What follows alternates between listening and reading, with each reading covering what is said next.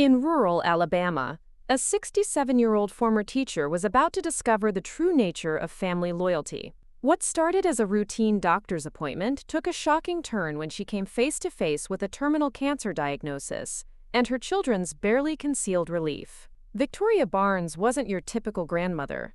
For 40 years, she had spent her life shaping young minds, known for her quiet strength and selfless dedication.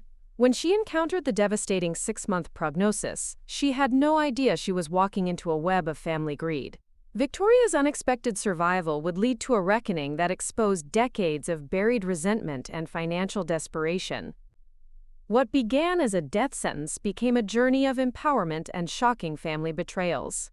Before we jump back in, tell us where you're tuning in from, and if this story touches you, make sure you're subscribed, because tomorrow, I've saved something extra special for you. The fluorescent lights hummed overhead, casting their cold clinical glow across Dr. Elena Vasquez's office. Victoria Barnes sat perfectly still in the leather chair, her hands folded in her lap with the practiced composure of a woman who had spent 40 years managing classrooms full of restless children. But beneath that familiar calm, something fundamental was shifting, like tectonic plates finding new positions after an earthquake. Pancreatic adenocarcinoma, Dr. Vasquez said, her voice carrying the careful balance of professional directness and human compassion that came from years of delivering impossible news. Stage 4. The cancer has metastasized to your liver and lungs. Victoria heard the words, understood their meaning, but found herself studying the doctor's hands instead. They were steady, confident hands. Surgeons' hands. The kind that had opened people up and put them back together. The kind that knew the geography of the human body better than Victoria knew her own farmland. How long? The question emerged from somewhere deeper than conscious thought, bypassing the polite deflections she might have offered in any other circumstance. Dr. Vasquez leaned forward slightly, her dark eyes meeting Victoria's with unflinching honesty. Without treatment, perhaps 3 months. With chemotherapy, we might extend that to 6 months, possibly 8 if you respond well. 6 months. Victoria's mind performed the arithmetic automatically. Christmas would come and go. Spring planting season. Maybe she'd see the dogwoods bloom one more time along the creek that bordered her property. The practical part of her brain, the part that had balanced checkbooks and planned lesson curricula for decades, began making lists, things to arrange, conversations to have, legal matters to settle. The treatment, Victoria said, surprised by the steadiness of her own voice. What would that involve? Dr. Vasquez outlined the chemotherapy protocol with the thoroughness of someone who had learned that hope lived in the details, even when the larger picture remained unchanged. Victoria listened, nodding at appropriate intervals, but found herself thinking about her garden.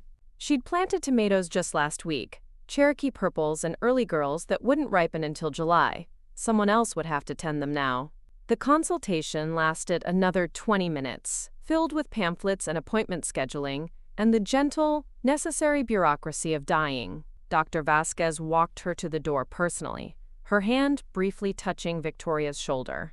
"Mrs. Barnes," she said quietly, "I want you to know that I've been doing this for 15 years.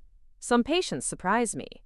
Some fight harder than the cancer itself. Don't let anyone, including me, tell you what you can and can't do with the time you have." Victoria drove home through the familiar Alabama countryside in a strange state of hyper-awareness. The kudzu climbing the telephone poles seemed more vivid. The red dirt roads looked redder. Even the heat shimmering off the asphalt carried a weight it hadn't possessed that morning. Death, she realized, had a way of throwing everything else into sharp relief. Her farmhouse sat at the end of a gravel drive lined with pecan trees her late husband Charlie had planted 30 years ago. The white clapboard siding needed painting, something she'd been putting off for 2 summers running. Now it seemed both urgently important and completely irrelevant. Inside, the house felt different. The silence had a quality she'd never noticed before. She made a cup of coffee and sat at her kitchen table, staring at the phone. 3 calls to make, 3 children to tell. The coffee grew cold as she rehearsed the words, trying to find a way to soften the impact of what couldn't be softened. David answered on the second ring, his voice carrying the distracted tone of someone juggling multiple conversations. She could hear Linda in the background, something about soccer practice and grocery lists. "Mom? Everything okay? You sound weird." Victoria took a breath. "David, I need to tell you something. I saw Dr. Vasquez today. I have cancer. Pancreatic cancer. It's advanced." The silence stretched long enough that she wondered if the call had dropped. When David finally spoke, his voice had shifted into what she recognized as his crisis management mode, the same tone he'd used when his construction business was failing. "Jesus, Mom. Okay, we need to think about this. Have you talked to anyone about prognosis? Do you have your affairs in order? The will and everything? Because if this is moving fast, we need to make sure." "David." Her voice carried enough steel to cut through his planning. "I just found out an hour ago." "Right, of course. I'm sorry. This is a lot. Linda and we've been dealing with some financial stuff, and I know you've always said the farm would. Look, we should probably talk about practical things soon." After she hung up, Victoria sat staring at the phone for a long moment. Something cold had settled in her chest that had nothing to do with cancer. Susan cried. Genuine tears, raw and immediate, the kind that made Victoria's maternal instincts kick in despite everything. But even through Susan's grief, questions emerged like weeds through concrete. "Oh God, Mom. Oh God. The kids. How do I tell the kids? And Michael's been worried about the college fund, and if something happens to you, I know this is selfish, but the insurance. Will it cover everything? Will there be anything left for?" Tommy's response was the most polished, all surface charm and practiced concern. He'd always been the performer of the family, the one who could sell anything to anyone. But Victoria caught the calculating pause before his condolences, the way his voice brightened when he asked about her financial situation and whether she needed help managing things. By evening, Victoria felt hollowed out, not by the cancer, but by the realization that her children's first instinct had been to evaluate her death's impact on their own lives. She sat on her front porch, watching the fireflies begin their nightly dance above the pasture, when she heard the familiar rumble of Jimmy Crawford's old Ford pickup coming up the drive. Jimmy climbed out slowly, his arthritis making him careful on the porch steps. He was a man of few words under the best of circumstances, but tonight he simply sat down in the chair beside hers and waited. "Got some news today," Victoria said finally. Jimmy nodded. His weathered hands folded in his lap. "Figured as much. Saw you heading to Birmingham this morning. Only one reason folks our age drive to the city for doctor visits." She told him everything. The diagnosis, the prognosis, the treatment options. He listened without interruption, occasionally nodding, his presence as steady as the porch posts that held up the roof. When she finished, he was quiet for a long moment. Then, "What do you need?" Not what would happen to the farm, not about insurance or wills or practical arrangements. Just what did she need? Right now, in this moment when her world had shifted off its axis. Victoria felt something she hadn't experienced since Charlie died. The simple recognition of being genuinely cared for without calculation or agenda. "I don't know yet," she said truthfully. Jimmy nodded. "Well, when you figure it out, you know where to find me." After he left, Victoria remained on the porch until full darkness settled over the countryside. The fireflies had given way to the sound of whippoorwills calling from the woods beyond the pasture. She thought about her children's phone calls, the immediate pivot to financial concerns, the way grief had been quickly superseded by practical calculations.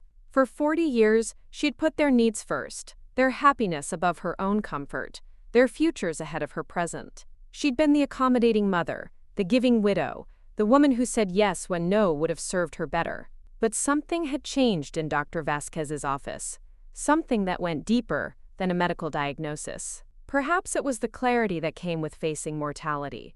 Or maybe it was simply that she had nothing left to lose. But for the first time in decades, Victoria Barnes was beginning to see her life, and the people in it, with unflinching honesty. The cancer might kill her, but it had also given her something unexpected, permission to stop pretending.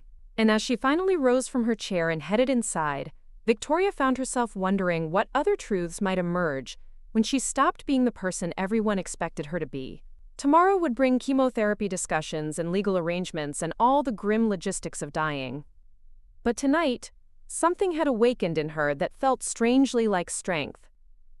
Victoria's hand trembled slightly as she set down her coffee cup, the porcelain making a soft clink against the saucer. 3 weeks had passed since Dr. Vasquez's diagnosis.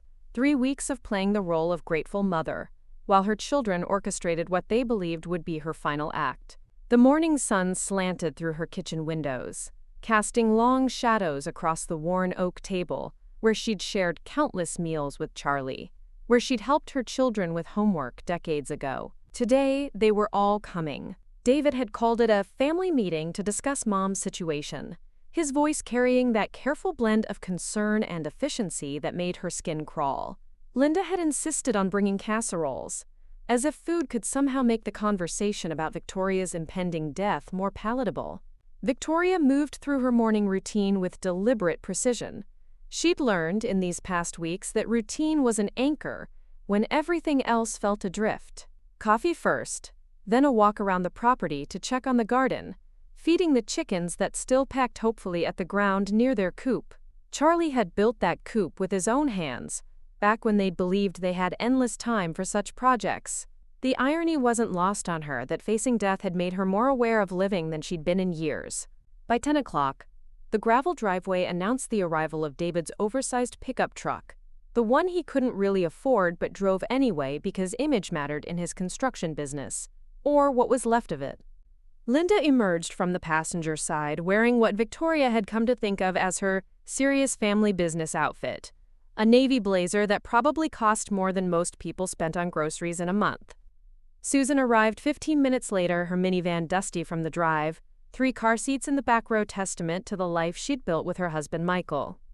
She looked tired, the kind of bone-deep exhaustion that came from juggling young children, a part-time job, and the constant worry about making ends meet.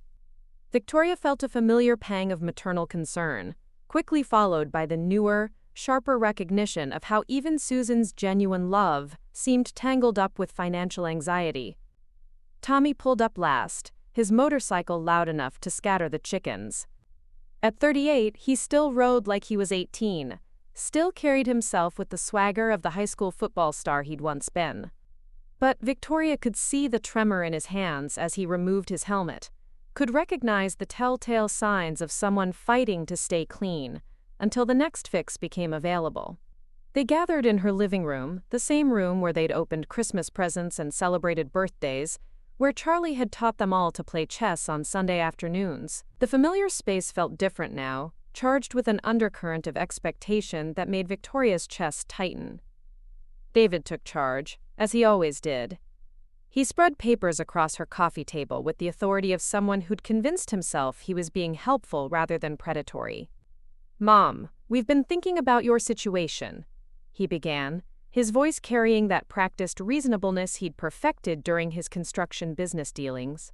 "With the diagnosis and everything, we need to make sure you're protected, that everything's in order." Linda nodded sympathetically, her manicured fingers adjusting the papers David had arranged.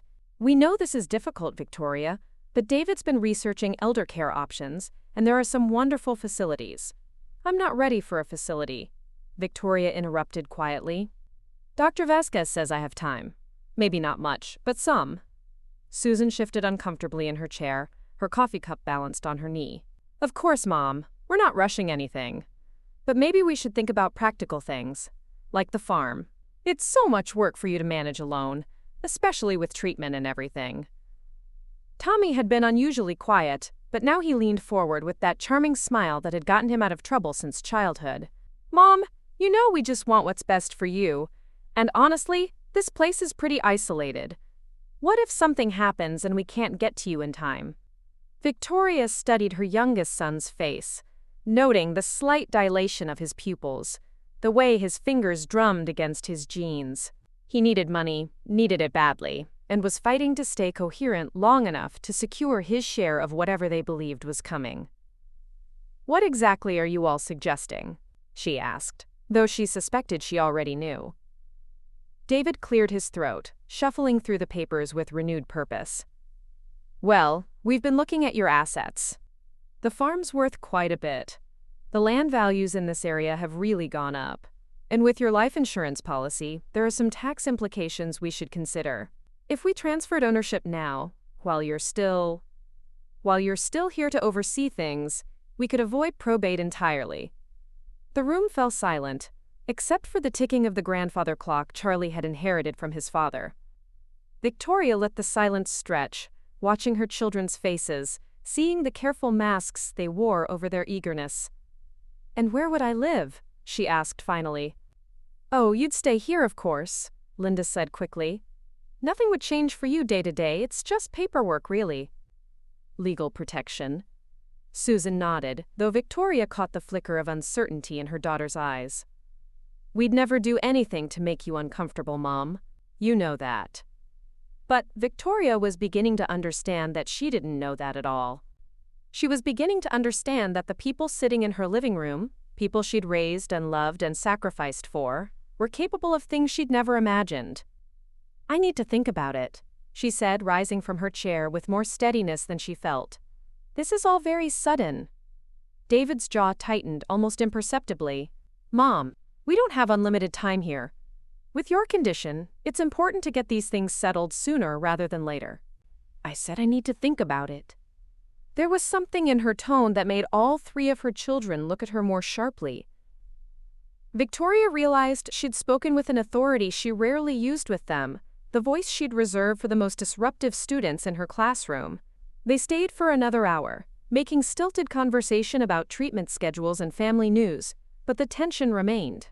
Victoria watched them carefully, noting the way David and Linda exchanged glances when they thought she wasn't looking, the way Tommy kept checking his watch, the way Susan seemed to be fighting some internal battle between guilt and compliance. After they left, Victoria stood at her kitchen window, watching their vehicles disappear down the gravel drive. The afternoon sun was beginning to slant through the trees, casting everything in golden light that made even the ordinary seem precious. She thought about the papers David had left on her coffee table, documents that would sign away everything Charlie had worked for, everything they'd built together. Her phone rang, startling her from her thoughts. Dr. Vasquez's voice was warm and professional as always. "Mrs. Barnes? I wanted to check in, see how you're feeling about starting treatment next week."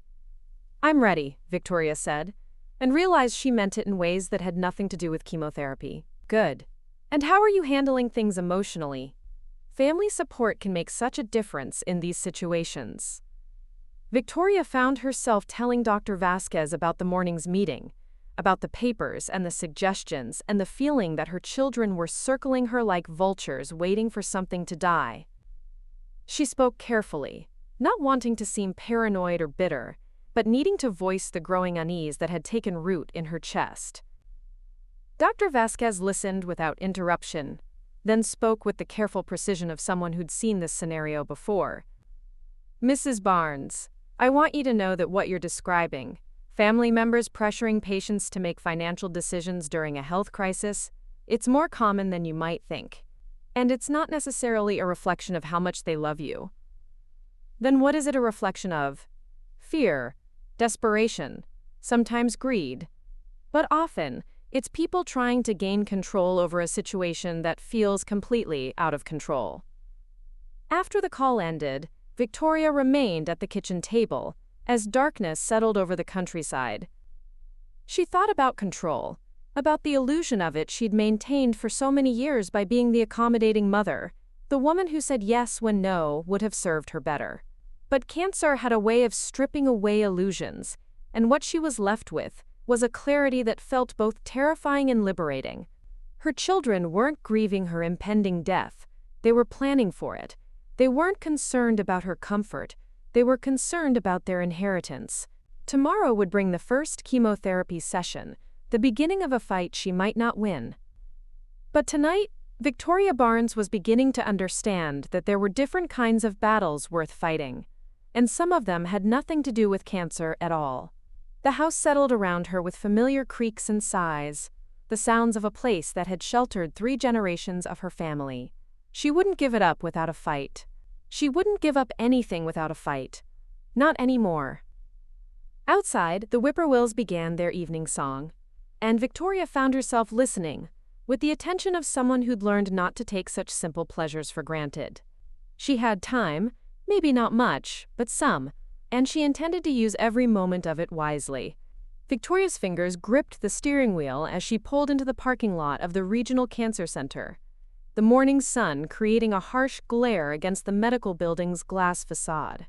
6 months had passed since Dr. Vasquez had delivered her death sentence, and here she was, still breathing, still fighting, still very much alive. The irony wasn't lost on her that her family's disappointment had become increasingly difficult to disguise. The chemotherapy treatments had been brutal at first, waves of nausea that left her retching into the small basin beside her bed, fatigue so profound that climbing the stairs to her bedroom felt like scaling a mountain. But something unexpected had happened around the 4th month. Her body had begun to respond. The tumors had stabilized, then actually shrunk slightly. Dr. Vasquez used words like remarkable and unprecedented, but Victoria heard something else in her voice: hope. Her children's reactions to this unexpected development had been telling. "That's wonderful news, Mom," David had said when she'd called to share the latest scan results, his voice carrying all the enthusiasm of someone learning about a tax audit. "Really wonderful. Of course we shouldn't get our hopes up too high. These things can change quickly." Linda had been more direct in her disappointment, though she'd tried to mask it as concern. "Victoria, I hope you're not putting too much stock in one good report. David and I have been researching survival statistics, and with your type of cancer, well, we just don't want you to be devastated if things take a turn." Victoria had hung up that day feeling something she'd never experienced before: the cold realization that her own family was rooting against her recovery. Now, settling into the familiar chair in the chemotherapy suite, she watched the clear liquid drip through the IV line into her arm. The treatment room had become oddly comforting over the months, a place where she could think without interruption, where the steady rhythm of the medication pump provided a backdrop for the mental sorting she'd been doing. "You're looking stronger today," observed Maria, the nurse who'd been administering her treatment since the beginning. Maria was a woman about Susan's age, with kind eyes and the sort of practical wisdom that came from years of watching people fight for their lives. "I feel stronger," Victoria admitted, surprised by how true that statement was. Not just physically, though the latest blood work had shown marked improvement, but something deeper. Something that had nothing to do with cancer cells and everything to do with finally seeing clearly. "Your family been supportive through all this?" Maria asked as she checked the IV line, her question casual but her eyes sharp. Victoria considered her answer carefully. "They've been present." Maria nodded in a way that suggested she'd heard similar responses before. Family dynamics can get complicated when someone's facing a serious illness. Sometimes the stress brings out the best in people. Sometimes it brings out something else entirely. After the treatment, Victoria drove home through the familiar countryside. But instead of turning into her own driveway, she found herself pulling into Jimmy Crawford's farm next door. His property bordered hers along the creek, and over the past months, she'd grown to appreciate his steady presence more than she'd expected. Jimmy was working in his garden when she arrived, his weathered hands gentle with the tomato plants he was staking. He looked up as her car approached, his face breaking into the sort of genuine smile she'd begun to realize was rarer than she'd once believed. "How'd the treatment go today?" he asked, straightening slowly, his arthritis making the movement careful. "Good. Really good, actually. Dr. Vasquez says the tumors have shrunk by another 15%. Jimmy's smile widened, and Victoria felt the warmth of someone genuinely celebrating her good fortune. No caveats, no warnings about getting hopes up, just pure, uncomplicated happiness for her continued survival. "That's wonderful news, Victoria. Really wonderful." They walked through his garden together, Jimmy pointing out the progress of his vegetables, the way the corn was coming along despite the dry spell they'd been having. It was the sort of ordinary conversation that had become precious to Victoria. Talk that assumed she had a future, that included her in plans beyond the immediate present. "Can I ask you something?" Victoria said as they settled on his front porch with glasses of sweet tea. course. When your Mary was sick, how did your children handle it? Jimmy was quiet for a long moment. His eyes focused on the horizon where the afternoon heat created shimmering waves above the pasture. Mary was sick for 2 years before she passed, he said finally. Cancer, like you. And I'd be lying if I said it didn't change how the kids treated her. Not in a bad way, exactly, but they started making decisions for her. About her care, about what she could and couldn't do. They meant well, but they forgot that being sick didn't make her stupid or helpless. He paused, taking a slow sip of his tea. The difference was they were trying to protect her, not protect themselves from her. Victoria felt something settle in her chest, a recognition of truth that was both validating and heartbreaking. My children keep asking about my will, she said quietly. About transferring property. They say it's for my protection, but it feels like they're planning your funeral while you're still breathing. Yes. Jimmy nodded slowly. Mary dealt with some of that too, though not from our kids. Her sister started making noises about family heirlooms. About how Mary should quote, think about who would get what. Made Mary feel like a living estate sale. They sat in comfortable silence for a while, watching the sun begin its descent toward the tree line. Victoria found herself thinking about the stack of legal documents that had mysteriously appeared on her kitchen counter the week before. Papers David claimed were just preliminary drafts of estate planning documents he'd had drawn up to save time later. Jimmy, can I tell you something that might sound terrible? I doubt anything you could say would sound terrible to me. Victoria took a deep breath. I think my children are disappointed that I'm not dying fast enough. The words hung in the air between them, stark and ugly in their honesty. But Jimmy didn't flinch, didn't rush to reassure her that she must be mistaken. What makes you think that? He asked quietly. And so Victoria told him everything. About the overheard conversations, about David's barely concealed frustration when she'd refused to sign over the farm, about Linda's passive-aggressive comments about the burden Victoria was placing on everyone by, quote, dragging this out. She told him about Tommy's increasingly desperate requests for money, always couched as concern for her medical expenses but transparently about his own needs.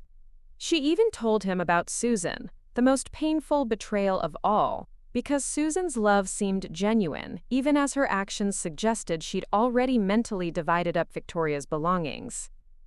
Jimmy listened without judgment, occasionally nodding or asking clarifying questions, but mostly just bearing witness to her pain. You know what the worst part is? Victoria said finally. I spent 40 years teaching them to be better than this. I raised them to think about others, to be kind, to understand that family means more than money. And somewhere along the way, I failed completely. Did you? Jimmy asked.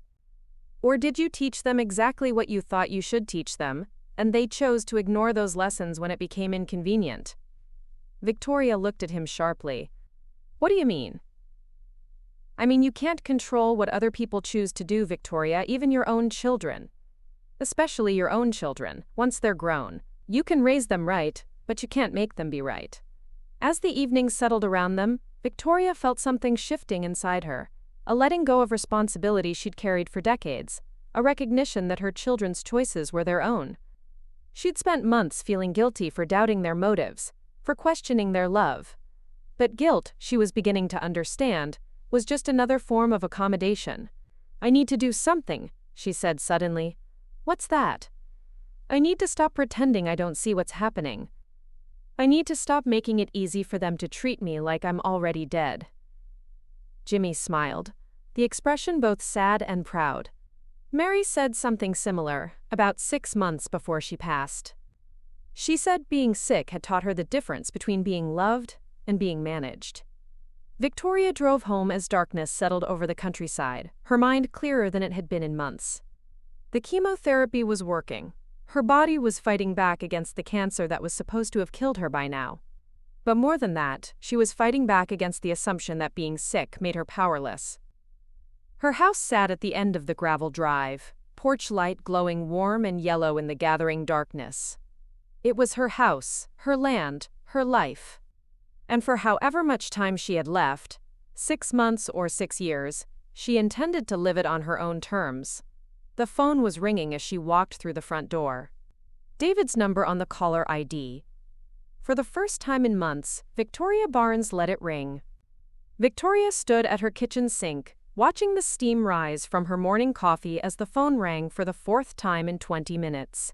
David's name flashed persistently on the caller ID, followed by Susan's, then Tommy's. She'd stopped answering 3 days ago, and their increasing desperation was becoming almost comical.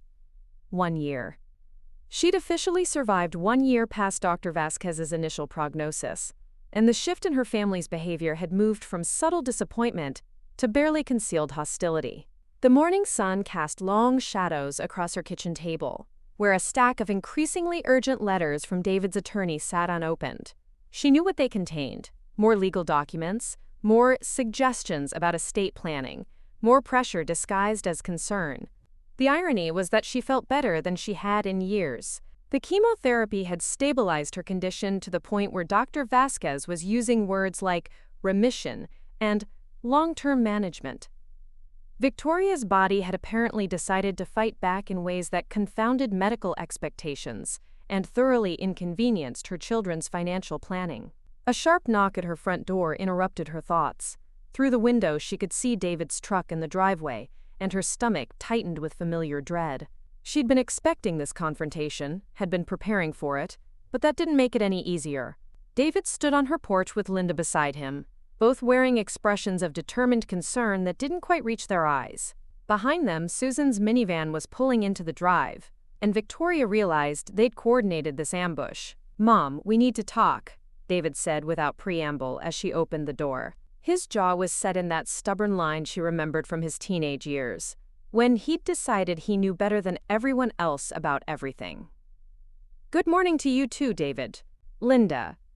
Victoria stepped aside to let them in, noting the way Linda's eyes immediately swept the room as if cataloging valuables. Susan arrived looking flustered and apologetic, her youngest child on her hip and guilt written across her face. "Mom, I'm sorry about this, but David said it was urgent and Michael thinks—" "Michael thinks what?"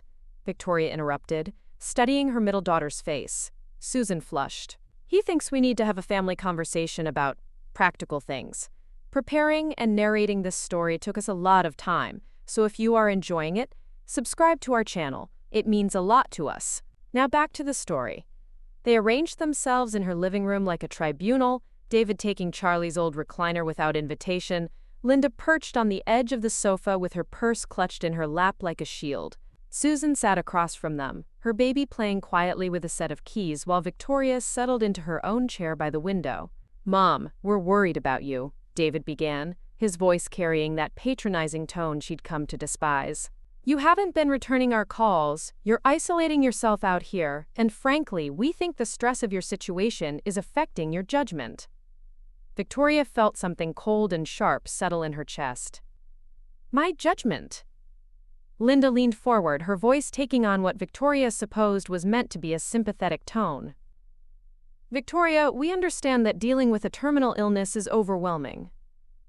But avoiding important decisions isn't going to make them go away." "What decisions exactly?" David pulled out a folder from his briefcase, spreading papers across her coffee table with practiced efficiency. "The estate planning documents we discussed, the power of attorney paperwork, the property transfer agreements. You've been putting this off for months, and it's creating problems." "What kind of problems?" "Legal problems. Tax problems. Problems for all of us when—" David caught himself, but Victoria heard what he'd almost said. "When I die," she finished for him. The room fell silent, except for the baby's soft babbling and the ticking of the grandfather clock. Victoria looked around at her children's faces, seeing the careful masks they wore over their frustration and greed. "The thing is," Victoria said slowly, "I'm not dying. Not yet, anyway. Dr. Vasquez says my condition has stabilized. The tumors have shrunk significantly. I might have years left." The silence that followed was deafening. Victoria watched David's face cycle through surprise, disbelief, and something that looked suspiciously like anger. That's wonderful news, Mom," Susan said finally, though her voice lacked conviction. "Is it?" Victoria asked, Because none of you look particularly happy about it. David recovered first, his expression shifting back to professional concern. Of course we're happy, Mom. But even if you have more time than we initially thought, these legal matters still need to be addressed. In fact, it makes it even more important to get everything in order while you're still what, David? Still competent. Linda finished, her patience finally wearing thin. We're not saying you're not now, but with your condition. With the stress and the medications, sometimes people don't make the best decisions. Victoria felt a familiar flash of the teacher's authority she'd wielded for 40 years. And what decisions do you think I'm not competent to make? David gestured at the papers on the table. These property transfers, for one. You're being stubborn about something that's ultimately going to happen anyway.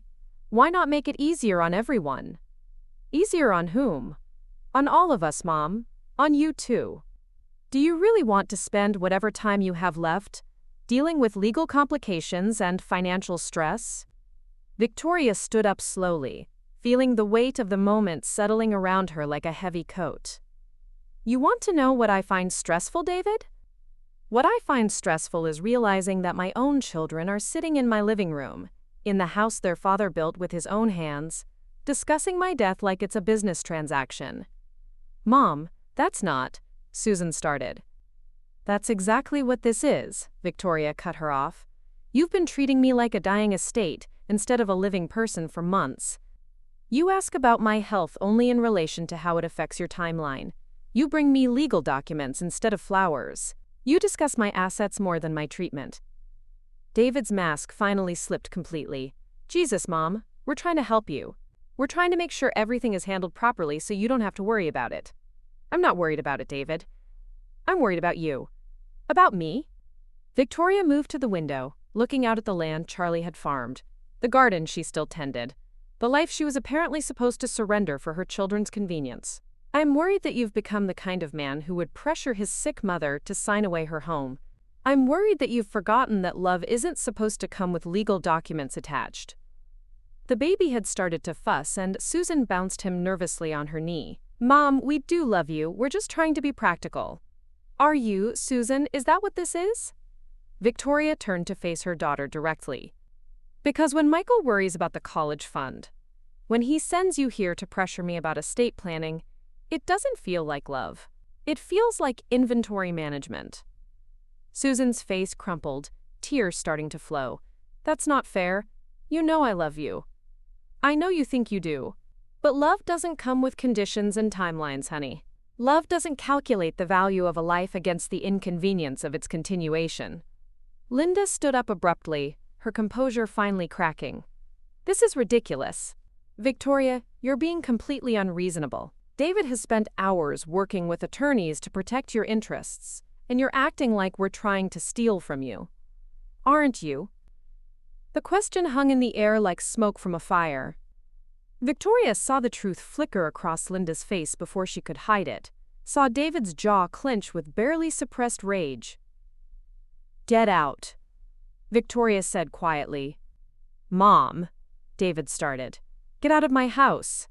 Her voice carried the steel that had made even the most disruptive students snap to attention. Take your papers and your lawyers and your timeline and get out. David gathered up his documents with sharp, angry movements. Fine. But don't come crying to us when you're drowning in legal bills and tax problems. Don't expect us to clean up the mess you're making. I won't, Victoria said. I don't expect anything from any of you anymore. And you know what? That's the most liberating feeling I've had in years. After they left, the house felt larger somehow, as if removing the weight of their expectations had physically expanded the space.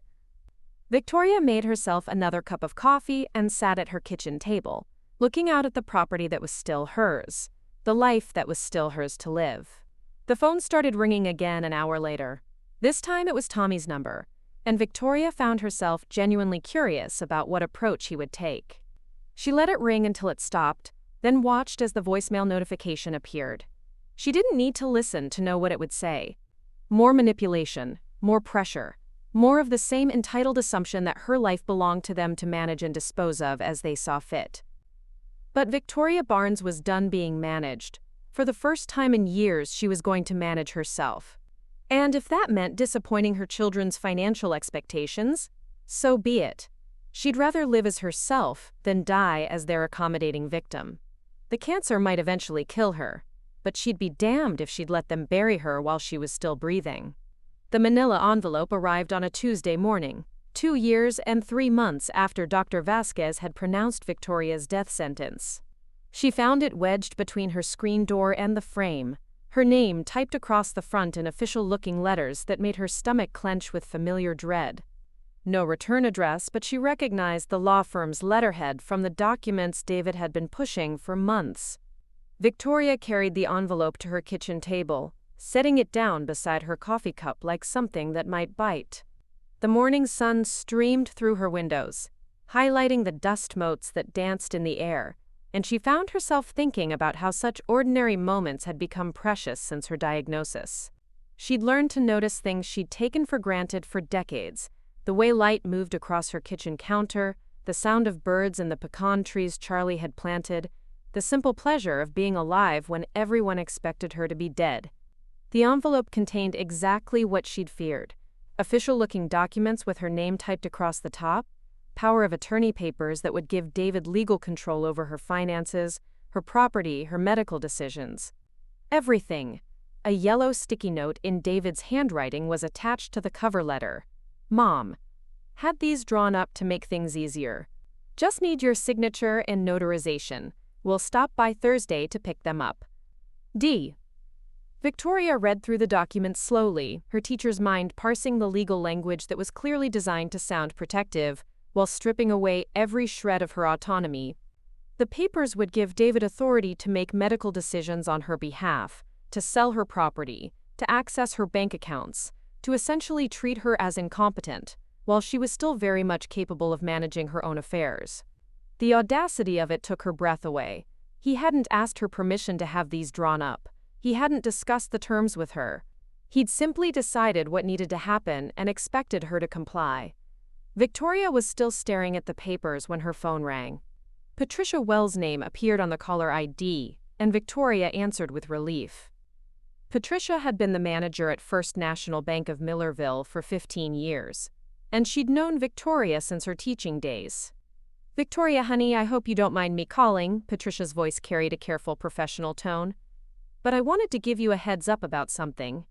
David was in here yesterday asking questions about your accounts." Victoria's grip tightened on the phone. "What kind of questions?" "Specific questions. About your balance, about whether you had any joint account holders, about the procedures for transferring accounts, in case of incapacity. He said he was helping you with estate planning. Did you tell him anything?" "Not a word. Banking regulations don't allow me to discuss account details with anyone but the account holder, and I told him that." "But, Victoria—" Patricia paused, and Victoria could hear the concern in her voice. "He seemed to know more about your financial situation than I would have expected. He mentioned specific account numbers, the approximate value of your CD. Information that someone would only have if they'd been through your personal papers."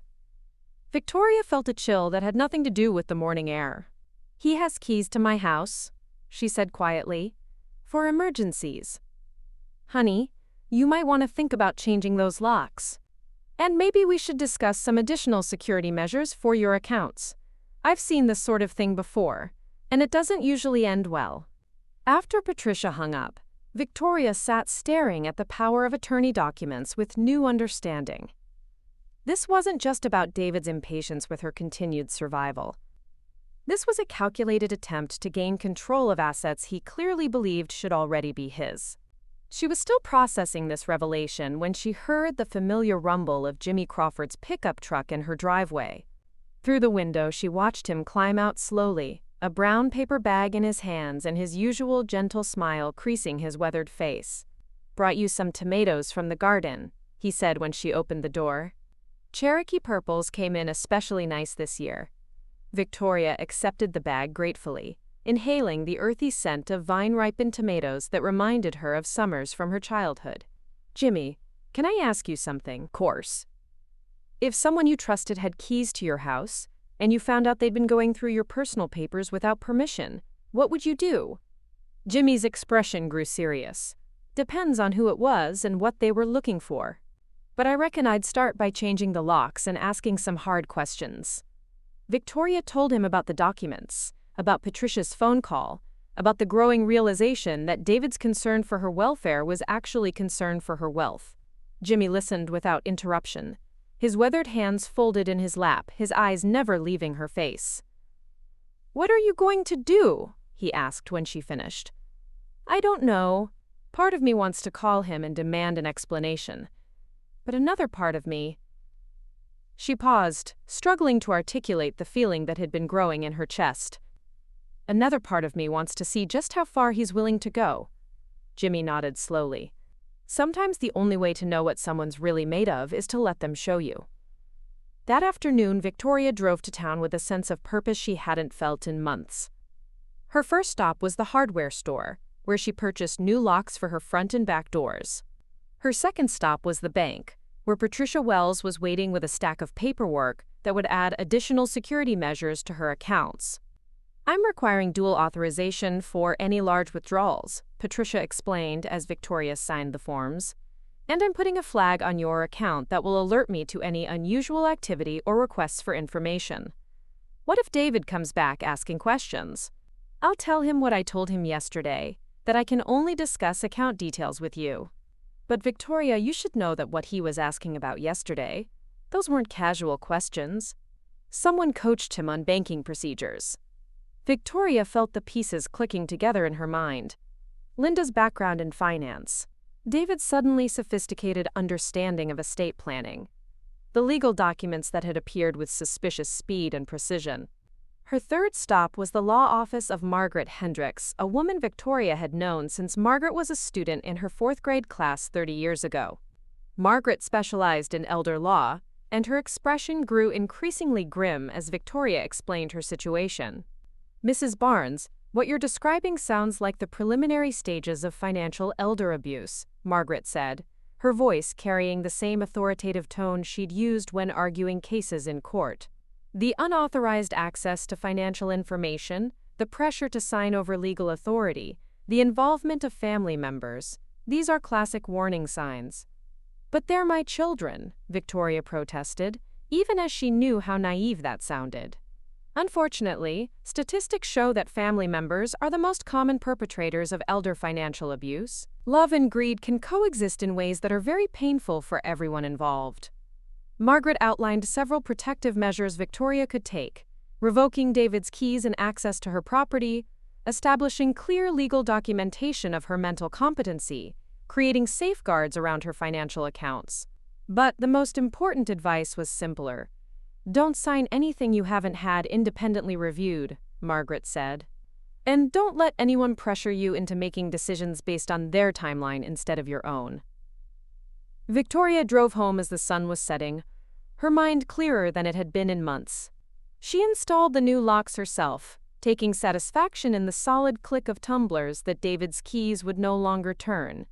She called Dr. Vasquez and scheduled a comprehensive mental competency evaluation, wanting official documentation that she was fully capable of making her own decisions. But most importantly, she sat down at her kitchen table and wrote a letter. "David, I received the power of attorney documents you had drawn up without my knowledge or consent. I will not be signing them. I am mentally competent, physically stable, and fully capable of managing my own affairs. I am also aware that you have been accessing my home without permission and gathering information about my financial accounts. This stops now. I have changed the locks, and you are no longer welcome in my home without an explicit invitation. If you have concerns about my health or my ability to care for myself, we can discuss those concerns with Dr. Vasquez present. If you have questions about my estate planning, we can discuss those with my attorney present. But I will not be pressured, manipulated, or managed by you or anyone else. I am not dying on your schedule, David. I may not be dying at all. And I will not surrender my life to accommodate your financial planning. Your mother, Victoria Barnes." She sealed the letter in an envelope and placed it on her kitchen counter. where it would wait for David's inevitable visit to retrieve the signed documents he expected to find. The next morning brought an unexpected visitor. Tommy's motorcycle roared up her driveway at 9 o'clock, the sound startling the chickens and announcing his arrival with typical dramatic flair. But when Victoria saw him through the window, she realized something was different. His hands weren't shaking. His movements were steady and deliberate. His eyes, when he met her gaze through the glass, were clear. "Mom, can we talk?" he asked when she opened the door. "I need to tell you something." They sat on her front porch, the morning air still cool and sweet, with the scent of honeysuckle from the fence line. Tommy fidgeted with his helmet, turning it over in his hands like a nervous gesture from childhood. "I've been clean for 67 days, he said, without preamble. Real clean, not just pretending. In a program, working the steps, the whole thing. Victoria felt a flutter of hope mixed with wariness. Tommy had promised sobriety before, had made grand declarations and heartfelt apologies that lasted until the next crisis. The next desperate need for money to feed his addiction. "That's wonderful, Tommy. I'm proud of you for—" "I need to tell you something else," he interrupted. "About David and Linda. About what they've been planning." Victoria's blood chilled. "What do you mean?" Tommy took a deep breath, his hands stilling on the helmet. "They offered me money, Mom. $50,000 if I would help them convince you that you're not competent to handle your own affairs. They want me to tell Dr. Vasquez that you've been confused, that you've been making poor decisions, that you need someone to take over." The words hit Victoria like a physical blow. "When?" 3 weeks ago. Linda called me, said they were worried about you, said they needed my help to protect you from yourself. She made it sound like they were doing this for your own good, but then she mentioned the 50,000, and I realized what was really happening." Victoria felt the world tilt slightly, the familiar disorientation that came with having reality shift beneath her feet. "What did you tell them?" "I told them I'd think about it.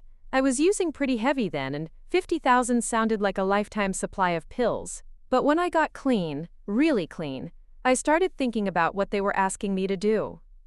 Tommy's voice broke slightly. "They were asking me to help them steal your life, Mom. To lie about you being incompetent so they could take everything Dad worked for." Victoria reached over and took her youngest son's hand, feeling the strength in his fingers, the steadiness that had been absent for so many years. "Why are you telling me this now?"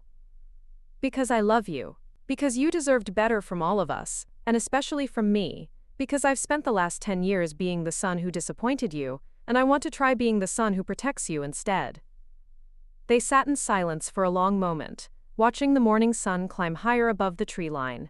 Victoria felt something shift inside her chest, a loosening of the tight knot of disappointment and fear she'd carried about Tommy for years. "What do you want to do?" Tommy asked finally. Victoria thought about the letter waiting on her kitchen counter, about the changed locks and the bank flags, and all the defensive measures she'd put in place. But this was bigger than defense. This was about her children actively conspiring to declare her incompetent and steal her property while she was still very much alive and capable. "I want to see how far they're willing to go," she said. "I want to know exactly what David and Linda think they can get away with." Tommy nodded slowly. "You want me to play along? See what else they'll ask me to do? Only if you're strong enough to handle it. Only if you won't let it threaten your recovery." "Mom, my recovery depends on making amends for the things I've done wrong. Helping you protect yourself from David and Linda? That's not threatening my sobriety. That's supporting it." As Tommy left, promising to stay in touch and let her know if David or Linda contacted him again, Victoria felt a strange sense of anticipation. For months, she'd been reacting to her children's schemes, defending against their manipulation, accommodating their timeline even as she resisted their demands. But now she had information they didn't know she possessed. Now she had an ally they didn't know had switched sides. Now she could stop being defensive and start being strategic. Victoria Barnes had spent 40 years teaching children, and one thing she'd learned was that sometimes the most important lessons came not from gentle correction, but from allowing natural consequences to unfold. Her remaining children were about to learn what happened when you underestimated a teacher who decided to stop being accommodating. The cancer might be in remission, but the real battle was just beginning. And for the first time since this whole ordeal started, Victoria felt like she had the upper hand. David's truck pulled into her driveway at exactly 10 o'clock Thursday morning, right on schedule. Victoria watched from her kitchen window as he climbed out with his usual confidence, briefcase in hand, clearly expecting to collect the signed documents that would give him control over her life. She was ready for him. David's expression shifted from confidence to confusion as he tried his key in the front door lock. Victoria watched from her kitchen window as he jiggled the key, tried it again, then stepped back to examine the door with the bewildered look of someone whose assumptions about the world had just been challenged. He knocked, the sound sharp and impatient against the wooden door. "Mom? Mom, my key isn't working. Did you change the locks?" Victoria took her time walking to the door, pausing to adjust a picture frame in the hallway, to straighten a throw pillow on the couch. Let him wait. Let him wonder. For 2 years, she'd been dancing to his timeline, accommodating his schedule, responding to his demands with the promptness of someone who'd been trained to put others' needs before her own. When she finally opened the door, David was scowling, his briefcase clutched in one hand and his useless keys dangling from the other. "What's going on, Mom? Why did you change the locks?" Victoria stepped aside to let him in, noting the way his eyes immediately swept the room, cataloging, assessing, calculating. "Come in, David. We need to talk."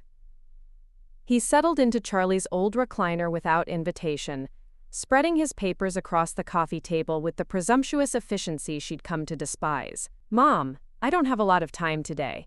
Linda's got the kids at soccer practice, and I need to get these documents notarized before the bank closes. Did you get a chance to review everything?" Victoria remained standing, looking down at her eldest son with new clarity. "I reviewed them very carefully." "Good. I know some of the legal language is confusing, but the attorney assured me it's all standard stuff, just protective measures to make sure your interests are looked after." "My interests?" "Exactly." David pulled out a pen, clicking it with the satisfied sound of someone who believed he was about to close a successful deal. "If you could just sign here and initial there." Victoria picked up the power of attorney documents, holding them like something distasteful. "David, do you know what these papers actually say?" "Of course I know. They give me legal authority to help you manage your affairs, to make sure bills get paid, medical decisions get made, that sort of thing. They give you authority to sell my house." David's pen paused mid-click. "Well, yes, if that becomes necessary. If you need to move to a care facility, or if there are medical expenses, they give you authority to access my bank accounts. For your protection, Mom. So I can make sure you're not being taken advantage of by scammers, or they give you authority to make medical decisions for me, even if I'm conscious and competent to make those decisions myself." The clicking stopped entirely. David set down his pen and looked at her with the patient expression of someone explaining something to a child. "Mom, you have cancer. Even if you're feeling okay right now, there might come a time when you're not able to make good decisions.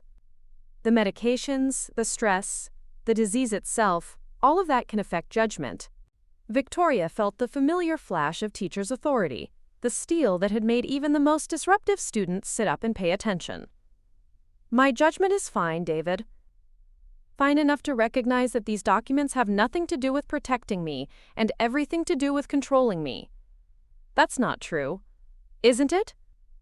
Victoria moved to the window, looking out at the land Charlie had farmed, the garden she still tended, the life she was apparently supposed to surrender for her son's convenience. "Tell me, David, when you had these drawn up, did you discuss them with me first?"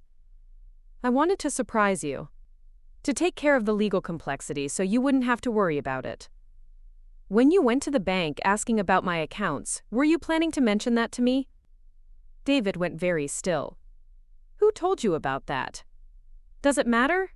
The point is, you've been gathering information about my finances without my knowledge or permission. You've been making legal arrangements that affect my life without consulting me. You've been treating me like I'm already incompetent." "Mom, I was trying to help." "No." Victoria's voice carried the authority that had commanded respect in classrooms for 4 decades. "You were trying to help yourself." And I understand why. You lost your business, you have gambling debts, Linda has expensive tastes, and you've been counting on my death to solve your financial problems. David's face flushed red. That's not fair. You don't understand the pressure Linda and I are under. The kids need college funds.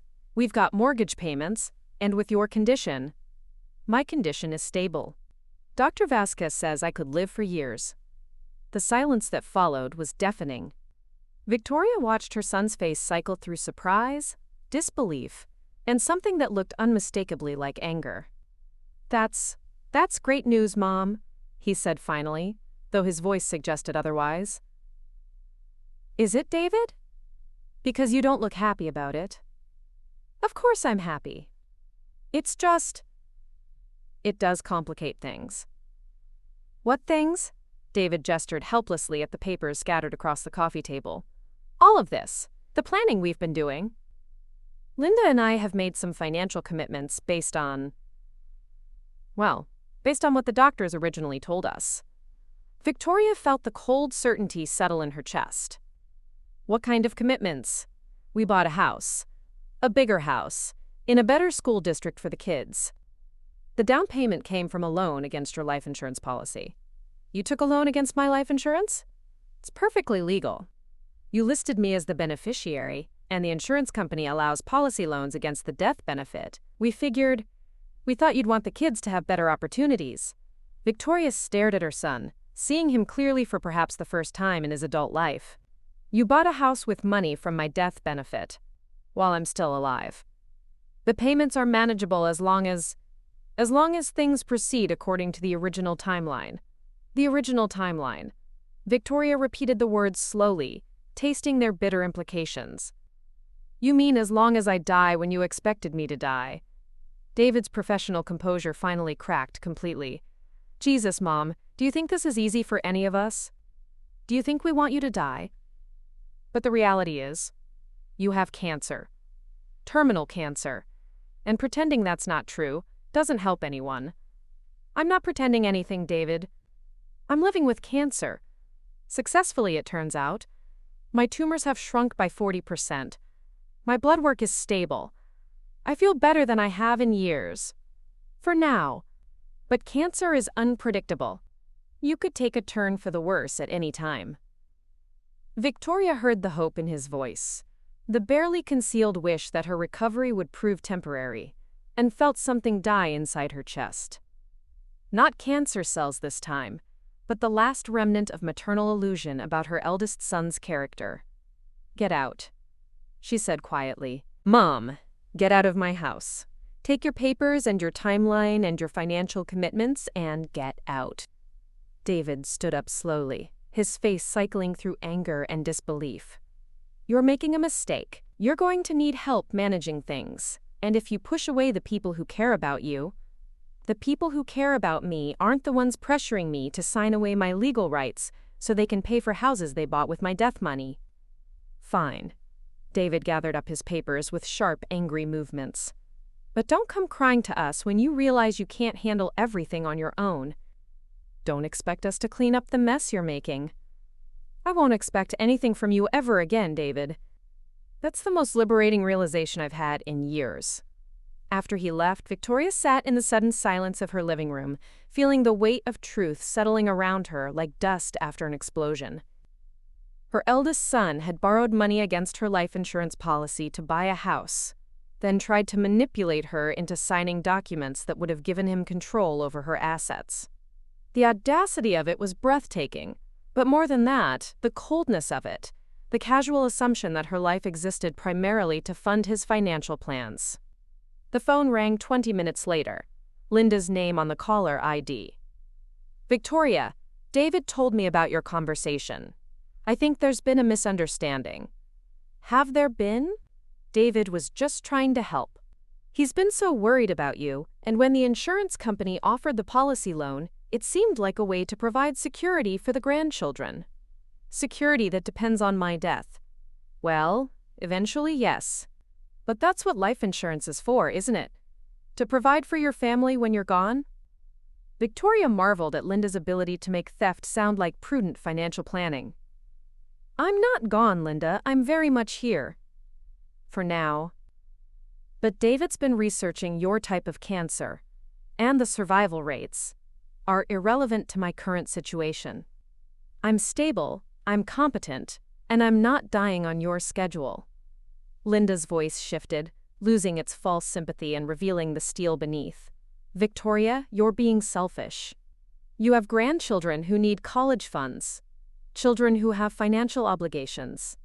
David and I have made commitments based on reasonable expectations about your situation. My situation is that I'm alive. If that's inconvenient for your financial planning, that's your problem, not mine. We could lose the house. Then you shouldn't have bought a house with money you didn't have. You don't understand the pressure we're under. The mortgage payments, the kids' expenses, David's business debts.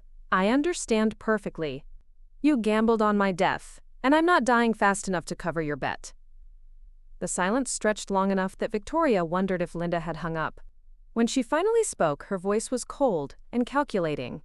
You know, Victoria, people at your age, especially people dealing with serious illness, sometimes start showing signs of confusion, memory problems, poor judgment. It would be such a shame if your family had to petition the court to have you declared incompetent for your own protection. Victoria felt her blood chill, but her voice remained steady. Is that a threat, Linda? It's a concern. A legitimate concern about an elderly woman living alone with a terminal illness, making irrational decisions that could harm herself and her family. I see. I hope you do. I hope you'll reconsider your position before things get complicated. After Linda hung up, Victoria sat staring at the phone for a long moment. She'd known her daughter-in-law was calculating, but she hadn't realized how ruthless Linda could be when her financial interests were threatened. The threat to have her declared incompetent wasn't subtle. It was a direct attack on her autonomy, her dignity, her right to control her own life. But Linda had made one crucial mistake.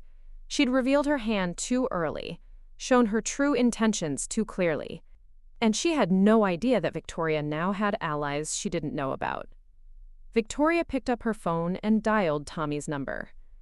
Hey, Mom, everything okay? Tommy, they're escalating. I need you to be very careful, but I also need you to keep your ears open. Linda just threatened to have me declared incompetent if I don't sign over my legal rights. Quote. Tommy was quiet for a moment. Jesus, okay. What do you want me to do? I want you to let them think you're still considering their offer. I want to know exactly what they're planning, how far they're willing to go. And then? Victoria looked around her living room, at the life she'd built with Charlie, at the home she'd raised her children in, at the independence she'd fought cancer to preserve. Then we're going to show them what happens when you threaten a teacher who spent 40 years dealing with bullies. 3 years and 4 months after her death sentence, Victoria Barnes stood in the sanctuary of Millerville Baptist Church, her hand resting on Jimmy Crawford's arm, as Pastor Michael Roberts smiled at them from the altar. The morning sun streamed through the stained glass windows, casting rainbow patterns across the worn wooden pews where 3 generations of her family had worshipped. But today, only half the congregation she'd expected was present. Susan sat in the front pew with her husband Michael and their 3 children, Riley beaming with pride beside her grandmother's empty seat. A handful of Victoria's former teaching colleagues had come, along with neighbors from the surrounding farms and Dr. Vasquez, who'd driven down from Birmingham specifically for the occasion. But the glaring absence of David, Linda, and their children spoke louder than any protest they might have voiced. Dearly beloved, Pastor Roberts began, his voice carrying the warmth of someone who'd known both bride and groom for decades. We are gathered here today to witness the union of Victoria Barnes and James Crawford in holy matrimony. Victoria felt Jimmy's hand cover hers, steady and warm, and marveled at how life could surprise you even when you thought you understood its trajectory. 6 months ago, she'd been fighting for her basic autonomy. 3 months ago, Jimmy had quietly proposed while they worked together in her garden, his words simple and honest. I'd like to spend whatever time we both have left as your husband, if you'll have me. The decision to marry had been surprisingly easy. The decision to make it public had been strategic. Marriage, Pastor Roberts continued, is not just the union of two hearts, but the joining of two lives in partnership, in mutual support, and in shared purpose. Victoria caught Susan's eye and saw tears streaming down her daughter's face, tears of genuine joy mixed with something that looked like relief. Over the past months, as the family battle had escalated, Susan had finally found the courage to choose sides. It hadn't been easy. Michael had initially pressured her to stay neutral, worried about alienating David and potentially losing financial support for their own children's futures. But when Linda had actually filed a petition claiming Victoria was mentally incompetent, a legal document full of lies and manufactured evidence, Susan had finally seen the situation clearly. "Mom," she'd said the day she'd shown up at Victoria's door with a suitcase and a lawyer's business card, "I can't be part of this anymore. What they're doing is wrong, and I'm sorry it took me so long to see it." The incompetency petition had been Linda's fatal mistake. Overconfident from what she perceived as Victoria's isolation, she'd moved too aggressively, filing documents that claimed Victoria was suffering from dementia, making irrational financial decisions, and living in unsanitary conditions. The petition requested that David be appointed as her guardian, with full control over her person and property. What Linda hadn't counted on was Victoria's meticulous preparation. The comprehensive mental competency evaluation Dr. Vasquez had administered showed Victoria functioning at levels well above average for her age group. The home inspection requested by Victoria's attorney found her property in excellent condition. Most damaging to Linda's case, Tommy had provided a sworn affidavit detailing the $50,000 bribe attempt and the family's conspiracy to manipulate Victoria's medical information. The love between Victoria and Jimmy, Pastor Roberts was saying, represents the kind of partnership that enriches life rather than diminishing it, that seeks to build up rather than tear down. The irony wasn't lost on Victoria that her wedding day was also serving as a public declaration of her mental competence and legal autonomy. Every person in this sanctuary was a witness to her clear thinking, her independent decision-making, her absolute right to control her own life and property. Linda's petition had been withdrawn 2 weeks ago, but the damage to her credibility and her relationship with the community would last much longer. "Jimmy, do you take Victoria to be your lawfully wedded wife, to have and to hold, in sickness and in health, for richer and for poorer, for better and for worse, until death do you part?" "I do," Jimmy said, his voice strong and clear, and Victoria felt a flutter of the same joy she'd experienced as a young bride 45 years ago. Different now, tempered by experience and loss, but no less real. "Victoria, do you take Jimmy to be your lawfully wedded husband, to have and to hold, in sickness and in health, for richer and for poorer, for better and for worse, until death do you part?" "I do," she said, thinking about how those words carried new weight when you'd already survived death once and learned to value life accordingly. As Jimmy slipped the simple gold band onto her finger, Victoria caught sight of Margaret Hendricks, her attorney, sitting near the back of the church. Margaret's presence wasn't just social. She was here as a witness, another layer of legal protection in case David and Linda decided to challenge Victoria's mental capacity again. The wedding wasn't just a celebration of love. It was a strategic move in a chess game Victoria was finally winning.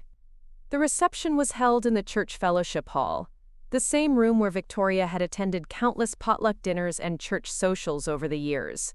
The decorations were simple: white tablecloths, mason jars filled with flowers from her garden, and a 2-tier cake that Mrs. Henderson from the church had insisted on making as her wedding gift.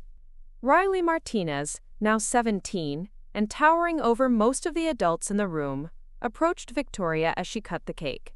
Her eldest grandchild had grown into the kind of young person Victoria had always hoped to see emerge from her classroom: thoughtful, principled, unafraid to speak truth to power. "Grandma Vic," Riley said, using the nickname that had stuck since childhood, "I'm proud of you. For fighting back, for standing up for yourself, for not letting them bully you into giving up."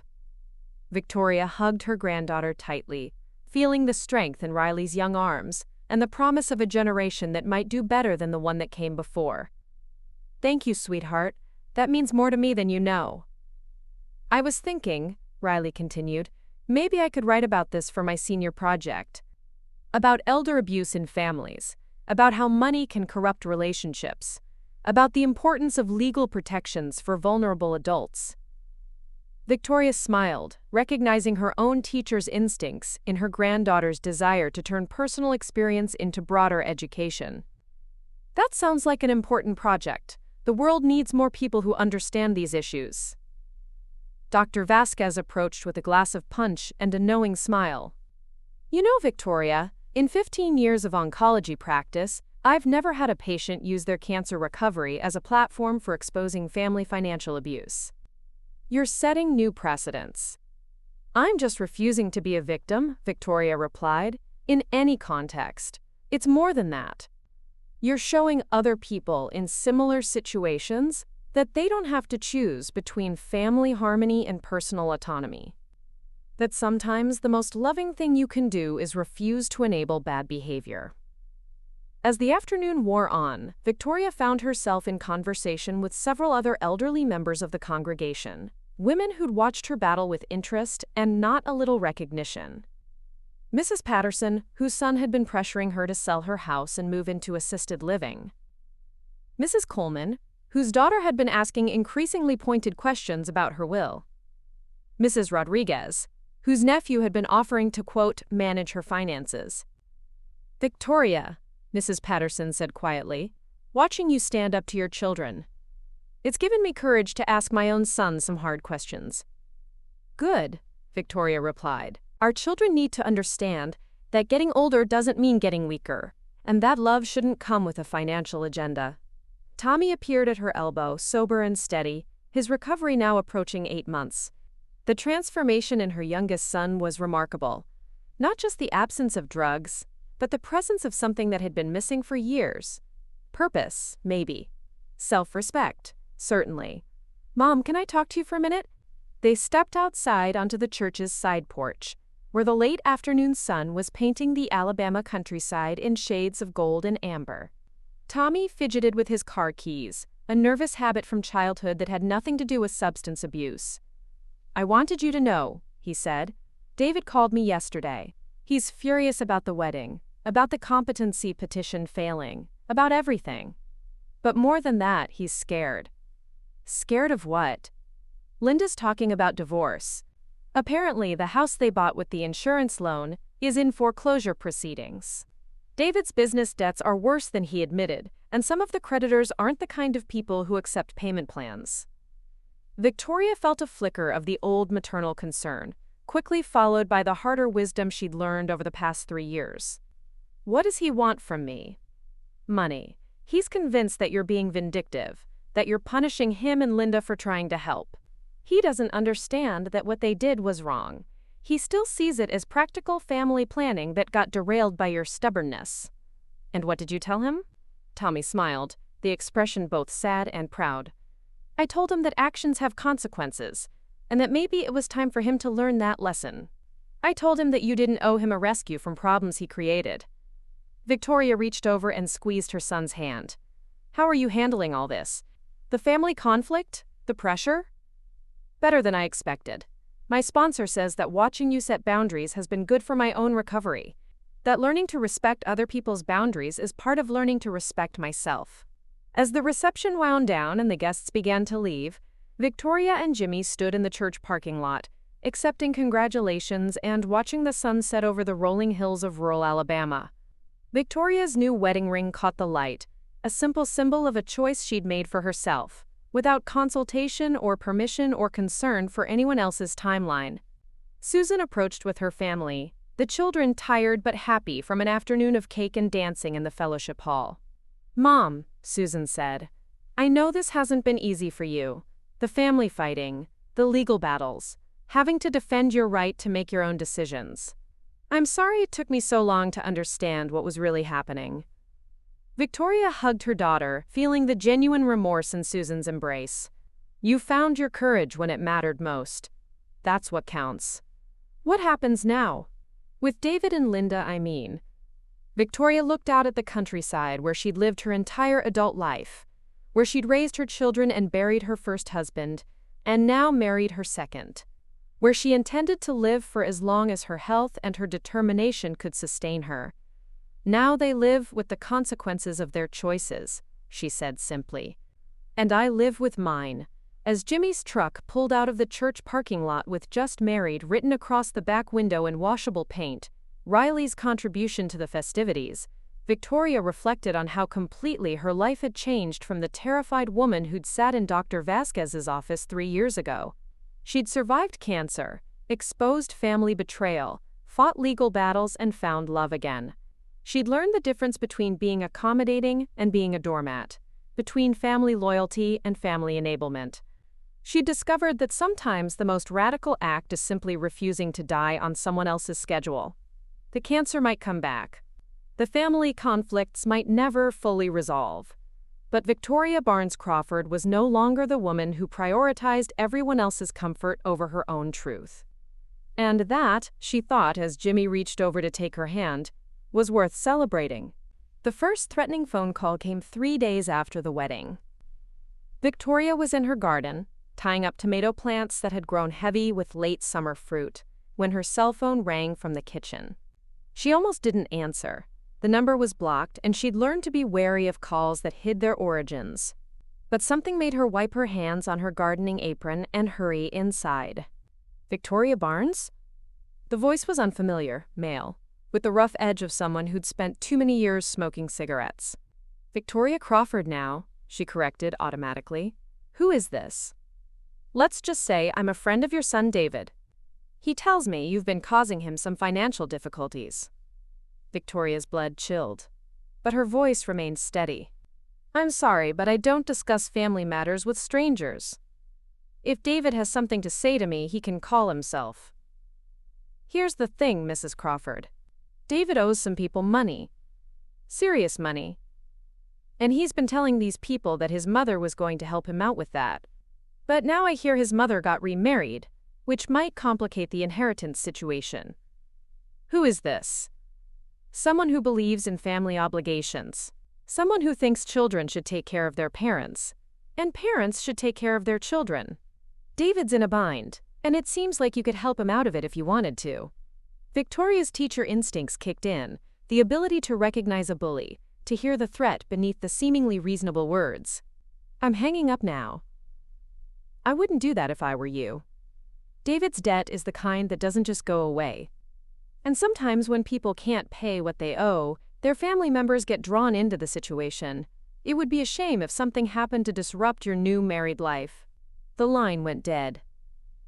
Victoria stood in her kitchen, staring at the phone, her hands shaking slightly.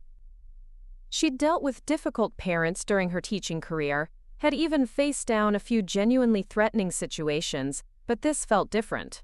This felt dangerous in a way that made her grateful Jimmy was working in the back pasture and would be home soon.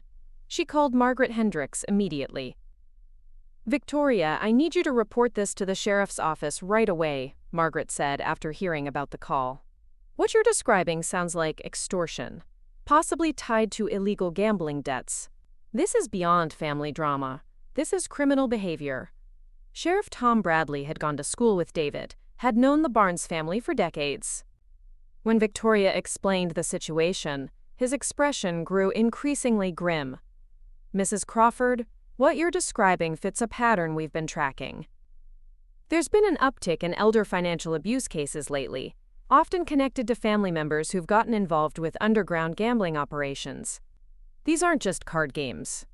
We're talking about serious money, serious people. What kind of people? The kind who see elderly family members as collateral for debts.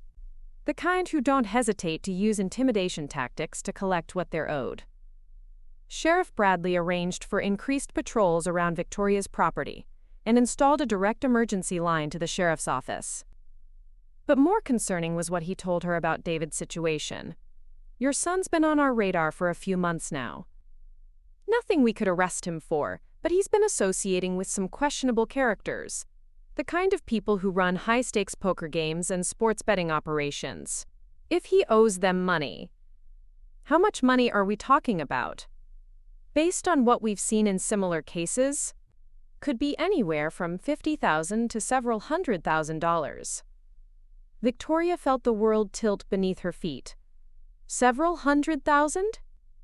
These operations specifically target people like David, individuals with potential access to significant assets through family connections. They extend credit based on expected inheritances, insurance payouts, property values. Your son may have gotten in over his head by gambling on your death. That evening, Victoria and Jimmy sat on their front porch, watching the sun set over the pasture while she told him about the phone call and the sheriff's investigation. Jimmy listened without interruption, his weathered hands folded in his lap, his expression growing more serious with each detail. "You know what this means," he said finally. "That David's gambling debts have made me a target. That, and more. If these people believe you have assets they can access through pressure or intimidation, they're not going to stop with one phone call." Victoria felt a chill that had nothing to do with the evening air. "What are you saying?" "I'm saying we need to be prepared for this to escalate. And we need to make sure Susan and her family are protected too." The second call came the next morning, this time to her landline. "Mrs. Crawford, this is Marcus Wheeler. I understand you received a call yesterday from one of my associates." The voice was different, educated, professional, almost courteous. Somehow that made it more frightening than the crude threats from the day before. "I don't know who you are, but I've reported your associate's call to the sheriff's office." "Of course you have. That's your right. But Mrs. Crawford, I think there may be some misunderstanding about the situation. Your son David has entered into certain financial agreements with my organization. Legal agreements, I assure you. The problem is, David may have overestimated his ability to fulfill his obligations." Victoria's hands tightened on the phone. "That's between you and David." "Normally, yes, but David has provided certain assurances about his family's willingness to help in case of difficulty. He's described your assets in some detail: the farm, the life insurance, the investments. He seemed quite confident that his family would step in if necessary. David was wrong. Perhaps. But Mrs. Crawford, these are substantial debts we're discussing. David owes my organization $430,000. That's not the kind of money that simply disappears because of family disagreements." Victoria felt her legs give way, forcing her to sit down hard in the kitchen chair. $430,000? David was quite optimistic about his gambling luck. Unfortunately, optimism doesn't always translate to success. Now, I understand you've recently remarried, which might complicate things from an inheritance standpoint, but surely a woman of your maturity understands the importance of family obligations. I understand that my son made his own choices and needs to live with the consequences. That's a very principled position, Mrs. Crawford. But principles don't always align with practical realities. David has provided us with detailed information about your financial situation, your property value, your insurance policies, your banking relationships. He seems to believe that with the right motivation, you might reconsider your position." Victoria felt sick, realizing that David's unauthorized access to her financial information had been about more than just estate planning. He'd been using her assets as collateral for gambling debts. "Mr. Wheeler, I'm going to be very clear with you. I will not pay my son's debts. I will not mortgage my property to cover his gambling losses. And if you or your associates contact me again, I will have you arrested for extortion." "Mrs. Crawford, I hope you'll reconsider. David is facing some very serious consequences if this debt isn't resolved, and sometimes those consequences extend to family members. It would be unfortunate if your new marriage was disrupted by complications." The line went dead, and Victoria sat staring at the phone, her mind racing through the implications. David hadn't just borrowed money against her life insurance policy to buy a house. He'd used her as collateral for massive gambling debts, promising people who didn't hesitate to use violence that his mother would pay if he couldn't. She called Sheriff Bradley immediately, then Margaret Hendricks, then Dr. Vasquez, to document any stress-related health impacts. But most importantly, she called Susan. "Susan, I need you to listen to me very carefully. You and your family may be in danger because of David's gambling debts. The conversation that followed was one of the most difficult of Victoria's life. Explaining to her daughter that her brother had not only stolen from their mother, but had put the entire family at risk through his association with criminals. Watching Susan's face crumble as she realized the full extent of David's betrayal.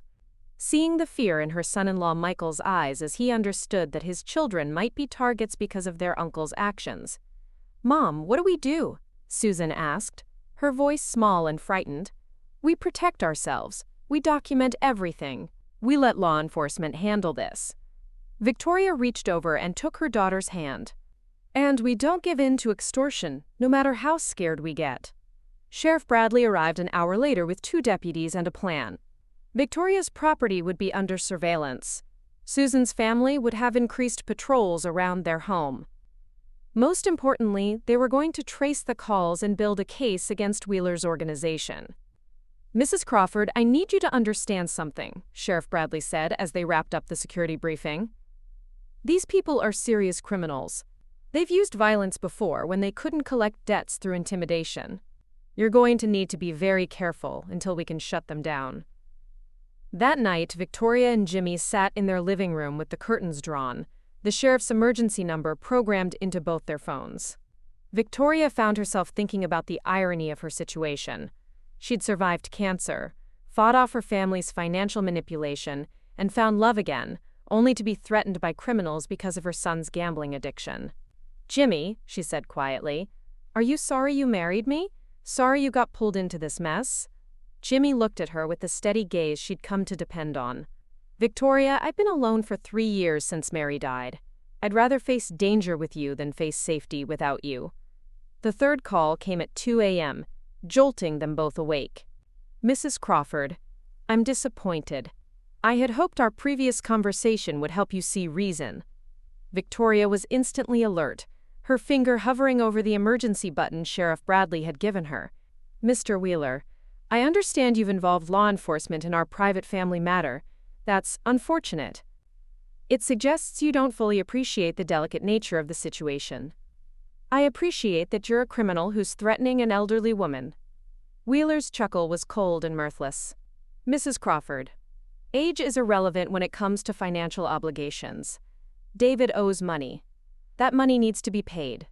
If you continue to refuse to help your son resolve this matter, we'll be forced to explore alternative approaches." "Such as?" "Your new husband has a lovely property next door. It would be tragic if there were an accident. A fire, perhaps. These old farmhouses can be such fire hazards." Victoria's blood ran cold, but her voice remained steady. "You're threatening to burn down my husband's house?" "I'm pointing out the risks inherent in unresolved financial situations. David assured us you were a reasonable woman who would want to protect her family. Perhaps he was wrong." Victoria pressed the emergency button, knowing Sheriff Bradley would be here within minutes. "David was wrong about a lot of things, but he was especially wrong if he thought I would negotiate with terrorists. Mrs. Crawford, you have 48 hours to reconsider your position. After that, we'll need to pursue other avenues of debt collection." As the line went dead and Victoria heard the distant sound of sirens approaching, she realized that her battle for autonomy had become something much larger and more dangerous. David's desperation and greed hadn't just threatened her financial security. They'd put her entire family in the crosshairs of violent criminals. But Victoria Barnes Crawford had not survived cancer and family betrayal, only to be defeated by thugs and extortionists. If they wanted a fight, she'd give them one. She just hoped the law would reach them before they could make good on their threats. The war for her independence was about to become a fight for her life. The fourth call never came. Instead, Victoria woke at dawn to the acrid smell of smoke drifting through her bedroom window. She bolted upright, her heart hammering as she shook Jimmy awake. Through the curtains, an orange glow flickered against the morning sky, and her blood turned to ice when she realized what was burning. Jimmy's barn. They rushed outside in their nightclothes, Jimmy grabbing the garden hose while Victoria called 911 with shaking fingers. The barn was fully engulfed, flames shooting 30 feet into the air, the heat so intense they couldn't get within 50 yards of the structure. Jimmy's face was etched with grief as he watched 40 years of farm equipment, and memories turned to ash. "The animals," he said, his voice breaking. "The animals are in the pasture," Victoria reminded him, taking his hand. "You moved them last month, remember? After the drought dried up the creek near the barn." The fire department arrived within minutes, followed closely by Sheriff Bradley and 2 deputies. But there was nothing to save. The barn was a total loss, and all they could do was keep the flames from spreading to the surrounding trees. Victoria stood in her nightgown and robe, watching the structure collapse in on itself, when Sheriff Bradley approached with a grim expression. "Mrs. Crawford, we found evidence of accelerant. This was definitely arson." "Wheeler, most likely. We're treating this as escalation of the extortion case, but I need you and Jimmy to understand how serious this has become. These people just committed a felony to pressure you. They're not going to stop." "What do you want us to do?" Sheriff Bradley glanced at Jimmy, who was still staring at the smoking ruins of his barn. "I want you to consider protective custody. At least until we can make arrests." "I'm not leaving my home," Victoria said immediately. "I've spent 3 years fighting for my right to live my life on my own terms. I'm not going to be driven away by criminals." "Victoria," Jimmy started. "No." Her voice carried the steel that had commanded respect in classrooms for 40 years. "These people think they can terrorize an elderly woman into paying her son's gambling debts. They think age makes me weak, makes me vulnerable. They're wrong." Sheriff Bradley looked like he wanted to argue, but something in Victoria's expression stopped him. "What are you thinking?" "I'm thinking it's time to go on the offensive." 3 hours later, Victoria sat in the sheriff's office with Margaret Hendricks, FBI agent Sarah Chen, and a federal prosecutor named David Park. The barn fire had elevated the case from local extortion to federal racketeering, and suddenly Victoria found herself at the center of a law enforcement operation targeting Marcus Wheeler's gambling organization. "Mrs. Crawford," Agent Chen explained, "we've been tracking Wheeler's operation for 8 months. They specifically target individuals with elderly family members who have significant assets. They extend credit to gamblers like your son, then use the threat of violence against family members to collect debts." "How many other families are they threatening?" "At least a dozen that we know of. Probably more who are too scared to come forward." Victoria felt a familiar surge of the protective instinct that had driven her teaching career. "What do you need from me?" "We need you to make contact with Wheeler again. With recording equipment and with our full protection. We need him to make explicit threats that we can use in court." Margaret Hendricks shook her head immediately. "Absolutely not. I'm not letting my client become bait for violent criminals." But Victoria was already nodding. "What would that involve?" "Victoria, this is incredibly dangerous," Margaret protested. "So is doing nothing. If Wheeler's organization is targeting other elderly people, other families, then someone needs to stop them. And apparently, I'm in a unique position to help." Agent Chen outlined the plan. Victoria would call Wheeler and arrange a meeting, ostensibly to discuss payment terms for David's debt. The meeting would be at a restaurant in Birmingham, a public place with multiple law enforcement personnel in position. Victoria would wear recording equipment and try to get Wheeler to make explicit threats and admissions about his operation. The key is to get him talking about the other targets, the systematic nature of the extortion. If we can prove this is an ongoing criminal enterprise, we can bring RICO charges that will put him away for decades. Jimmy had been silent through most of the briefing, but now he spoke up. "What about David?" "What about him?" Victoria asked. "He's still your son. If we do this, if we help the FBI bring down Wheeler's operation, David's going to face federal charges too. Conspiracy, fraud, maybe others."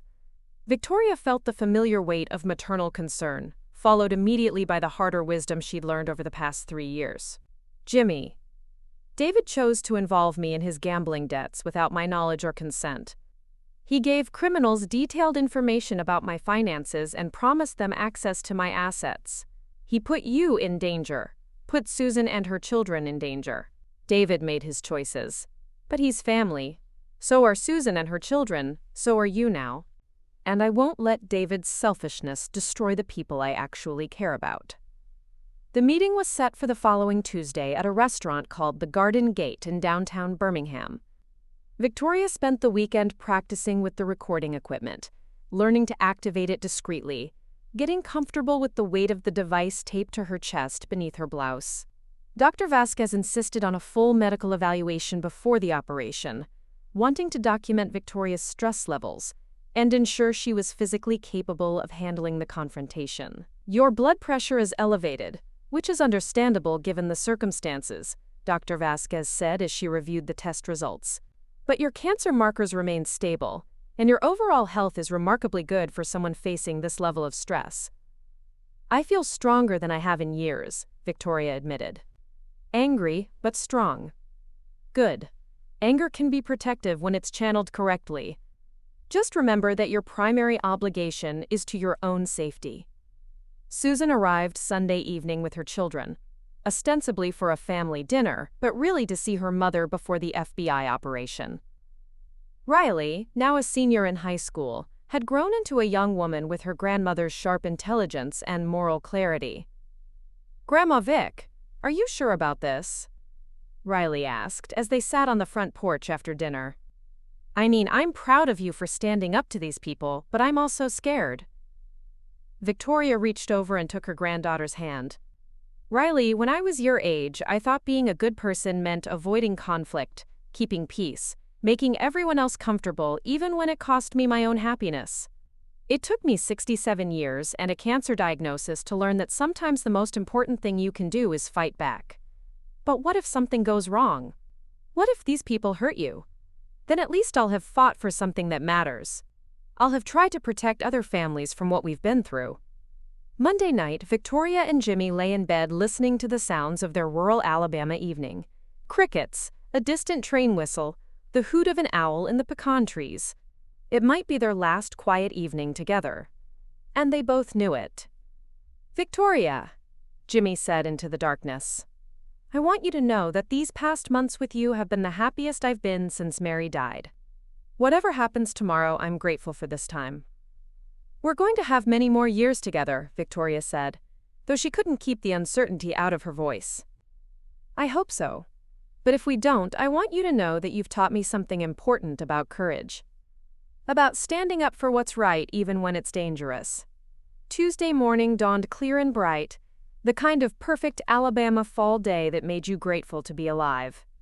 Victoria dressed carefully, a navy blouse that would conceal the recording equipment, comfortable shoes in case she needed to move quickly, her grandmother's pearl earrings for luck. Agent Chen met her at the sheriff's office for a final equipment check and briefing. The recording device was virtually undetectable, and Victoria would have at least 6 FBI agents within 50 feet of her table at all times.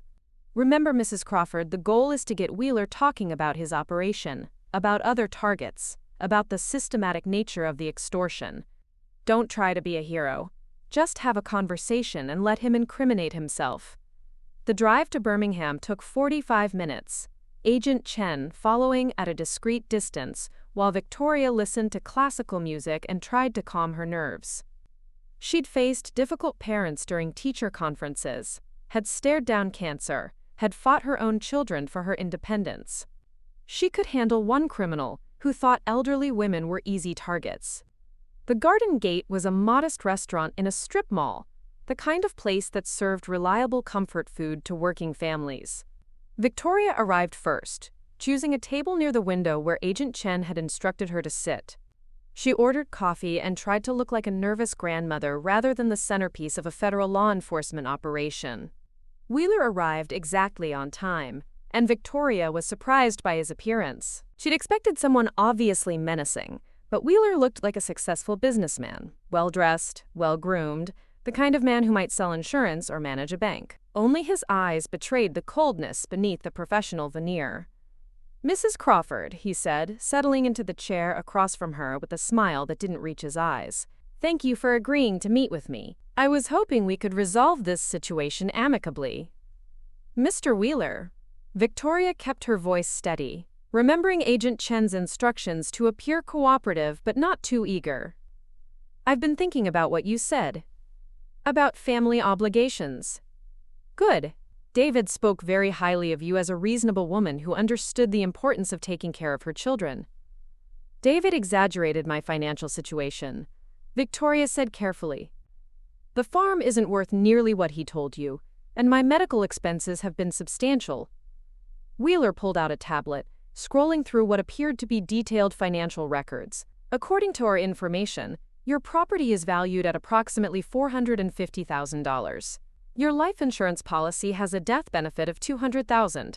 Your investment accounts total approximately $175,000. That's more than enough to cover David's debt.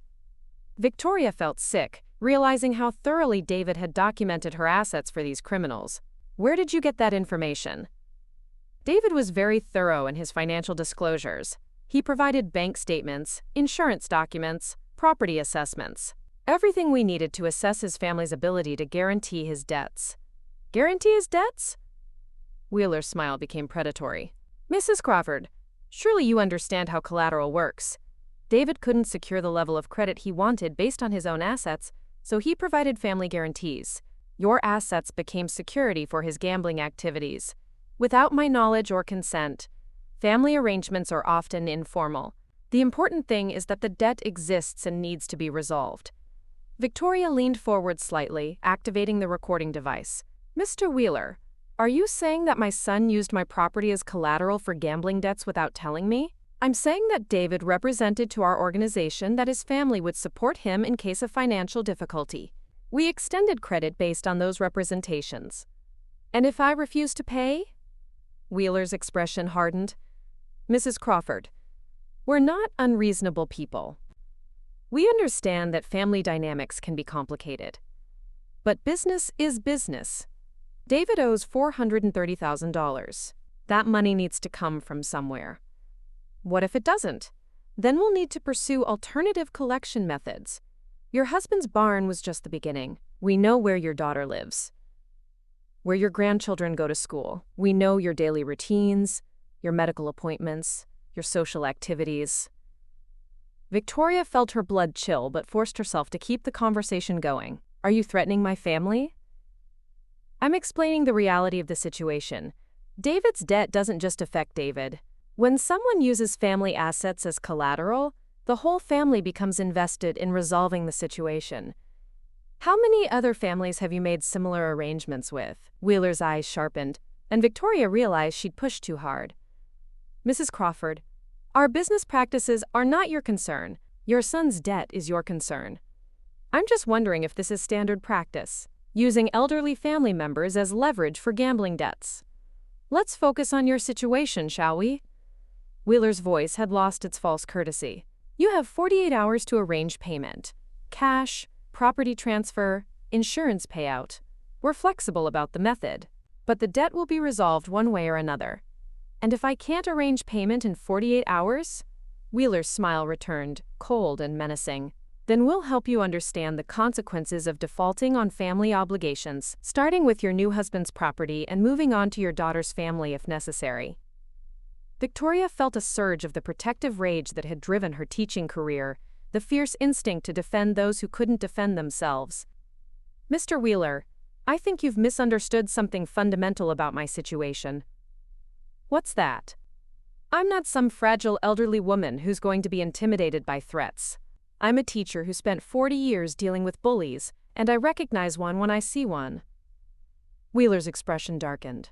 Mrs. Crawford, I think you're the one who's misunderstood something. Age and cancer don't make you special. They make you vulnerable.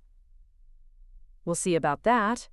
Wheeler stood up abruptly, his professional mask finally slipping completely. 48 hours, Mrs. Crawford. After that, things get unpleasant for everyone in your family. As Wheeler left the restaurant, Victoria sat still for several minutes, letting her heart rate return to normal and making sure the recording equipment had captured everything. Around her, the restaurant continued its normal lunch service, families and business people eating and chatting, completely unaware that they'd just witnessed the intersection of federal law enforcement and rural Alabama determination. Agent Chen appeared at her table within minutes. How do you feel? Angry, Victoria said honestly, and ready to see this man in prison. You did beautifully. The recording is clear, and Wheeler incriminated himself thoroughly. We've got conspiracy, extortion, and threats against multiple family members. Plus, he confirmed the systematic nature of their operation. What happens now?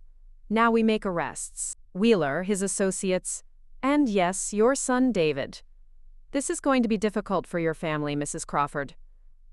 Victoria thought about David, about the little boy who'd built forts in her backyard and brought her dandelions from the garden, about the man he'd become, willing to endanger his entire family for gambling money.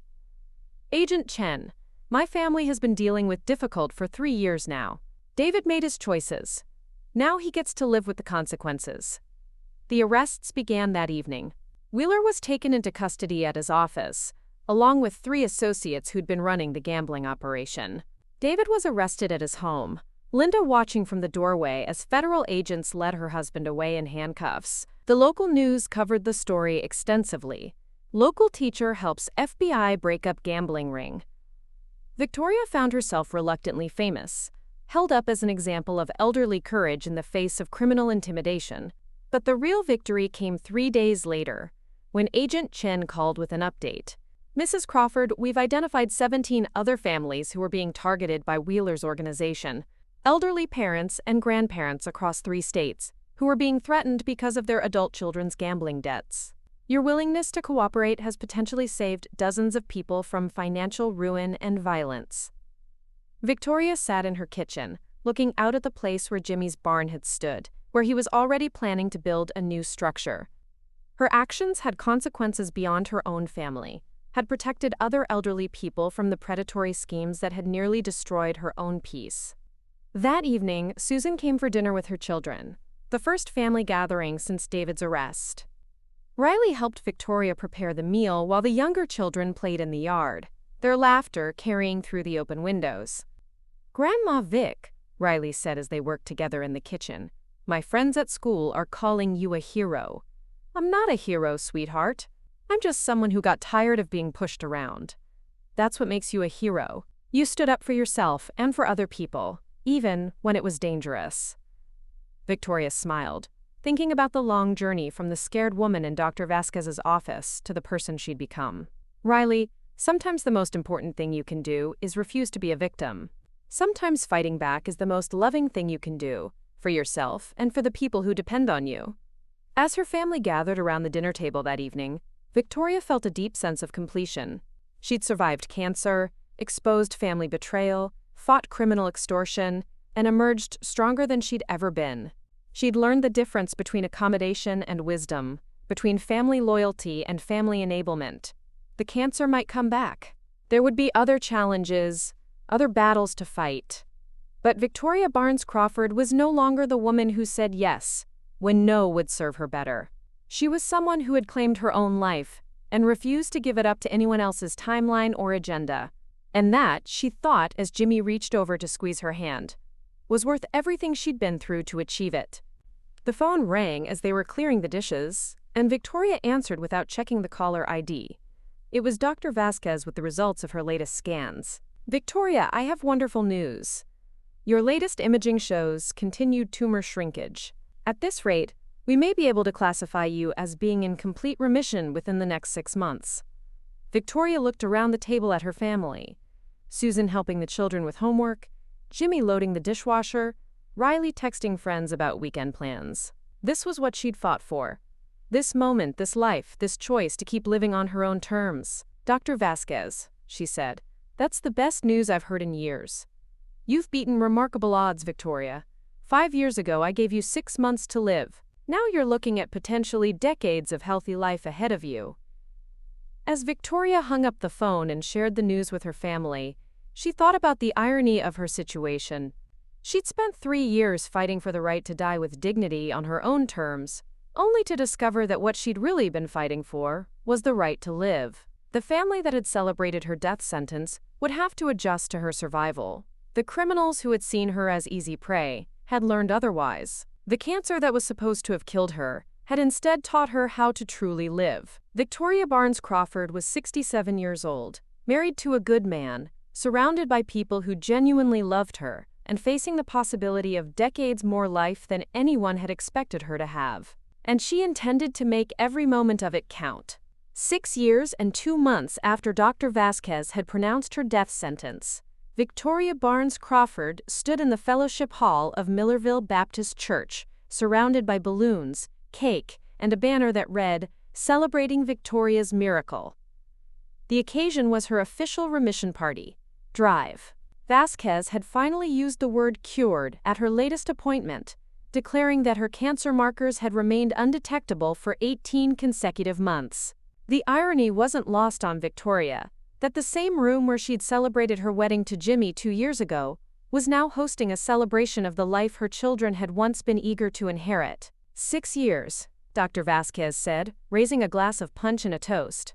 When I first met Victoria, I told her she had 6 months to live. Today I'm telling her she has every reason to expect decades more. She's officially my most remarkable patient.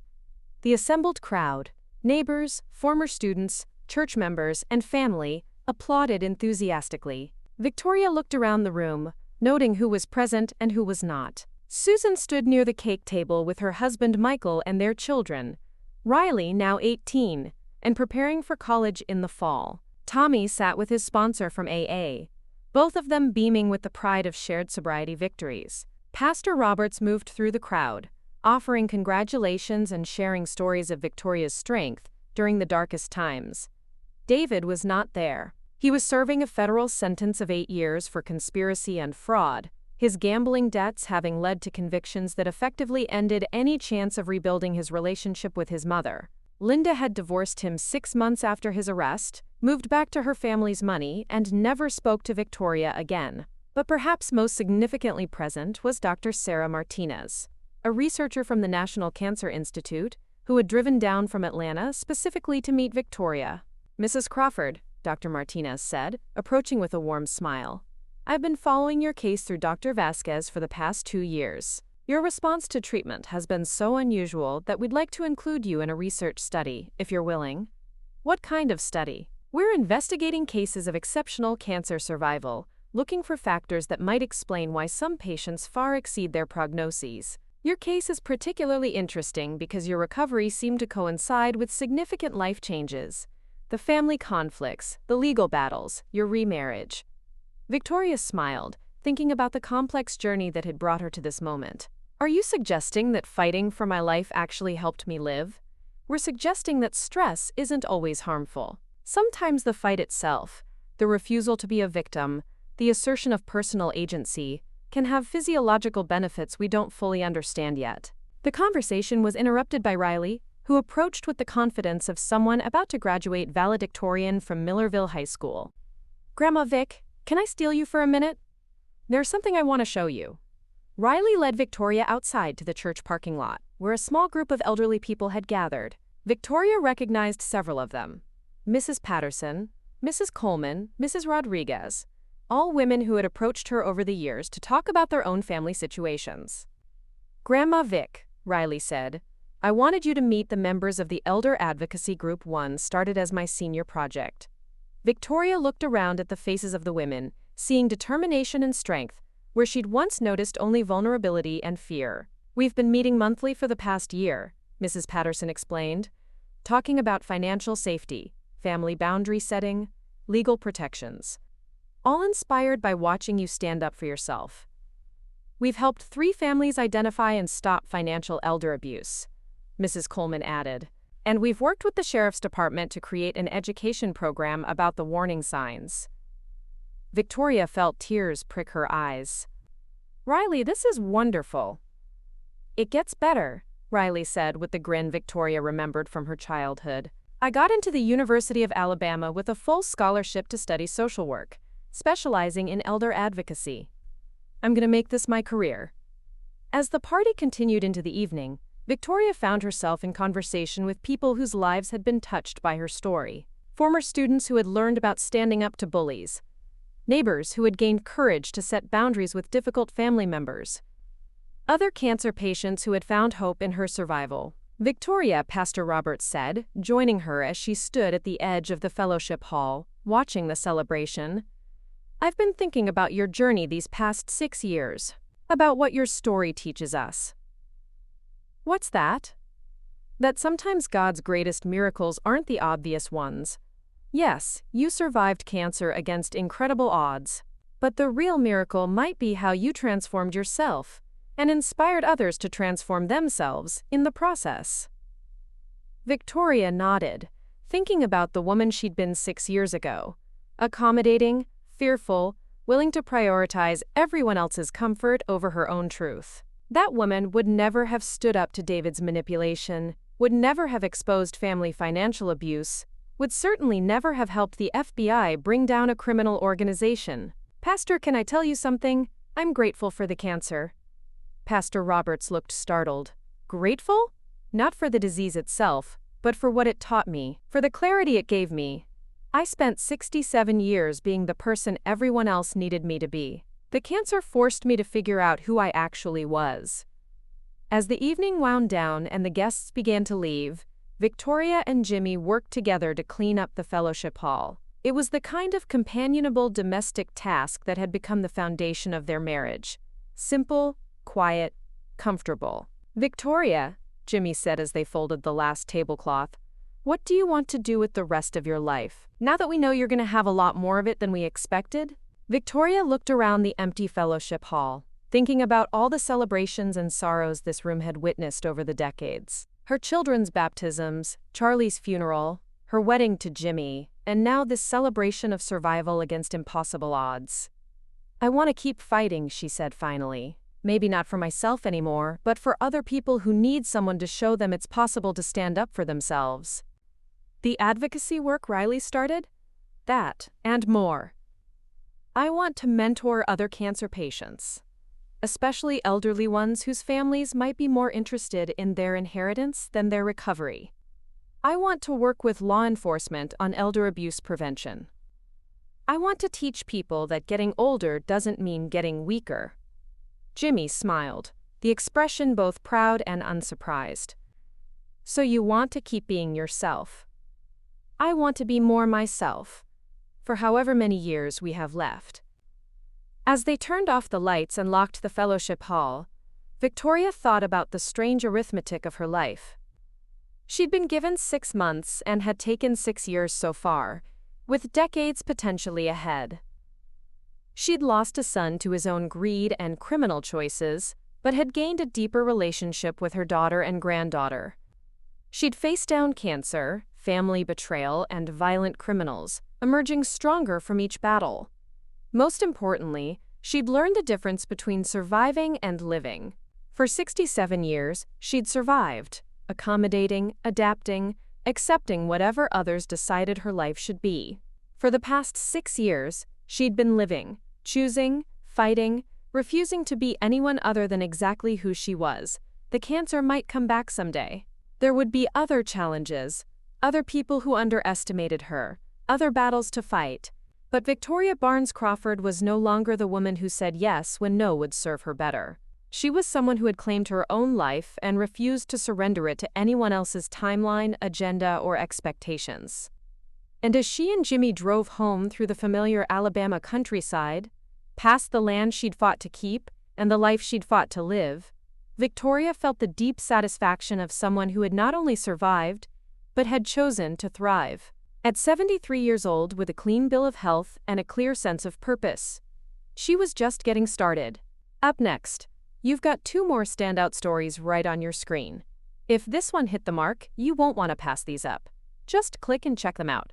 And don't forget to subscribe and turn on the notification bell so you don't miss any upload from us. Quote,